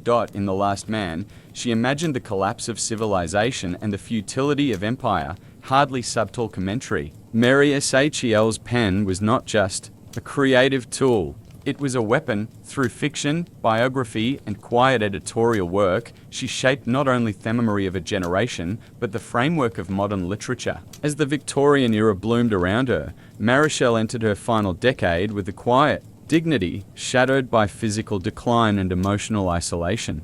Though she was still recognized for her intellect and literary contributions, the world that had once swirled with radicalism and romanticism was fading, and Mary was one of its last living witnesses. The vibrant serie of Harriet, Byron, Percy, Clare, even her father, William Godwin, were gone. The revolutionary fire of the early 1800s had given way to Victorian restraint. Mary found herself increasingly alone, burdened by chronic illness. She suffered from debilitating headaches, partial paralysis in her arms, and what may have been a recurring brain tumor. Yet, she rarely complained. Her pain was simply folded into her routine like ink into paper. Still, she remained committed to her son, Percy Florence Shel, who had grown into a beautiful and affectionate young man. Unlike his parents, Percy Florence lived a conventional life, eventually inheriting the baronets he denied to his father. Mary clung to his companionship, focusing her remaining energy on ensuring his success and protecting him from scandal,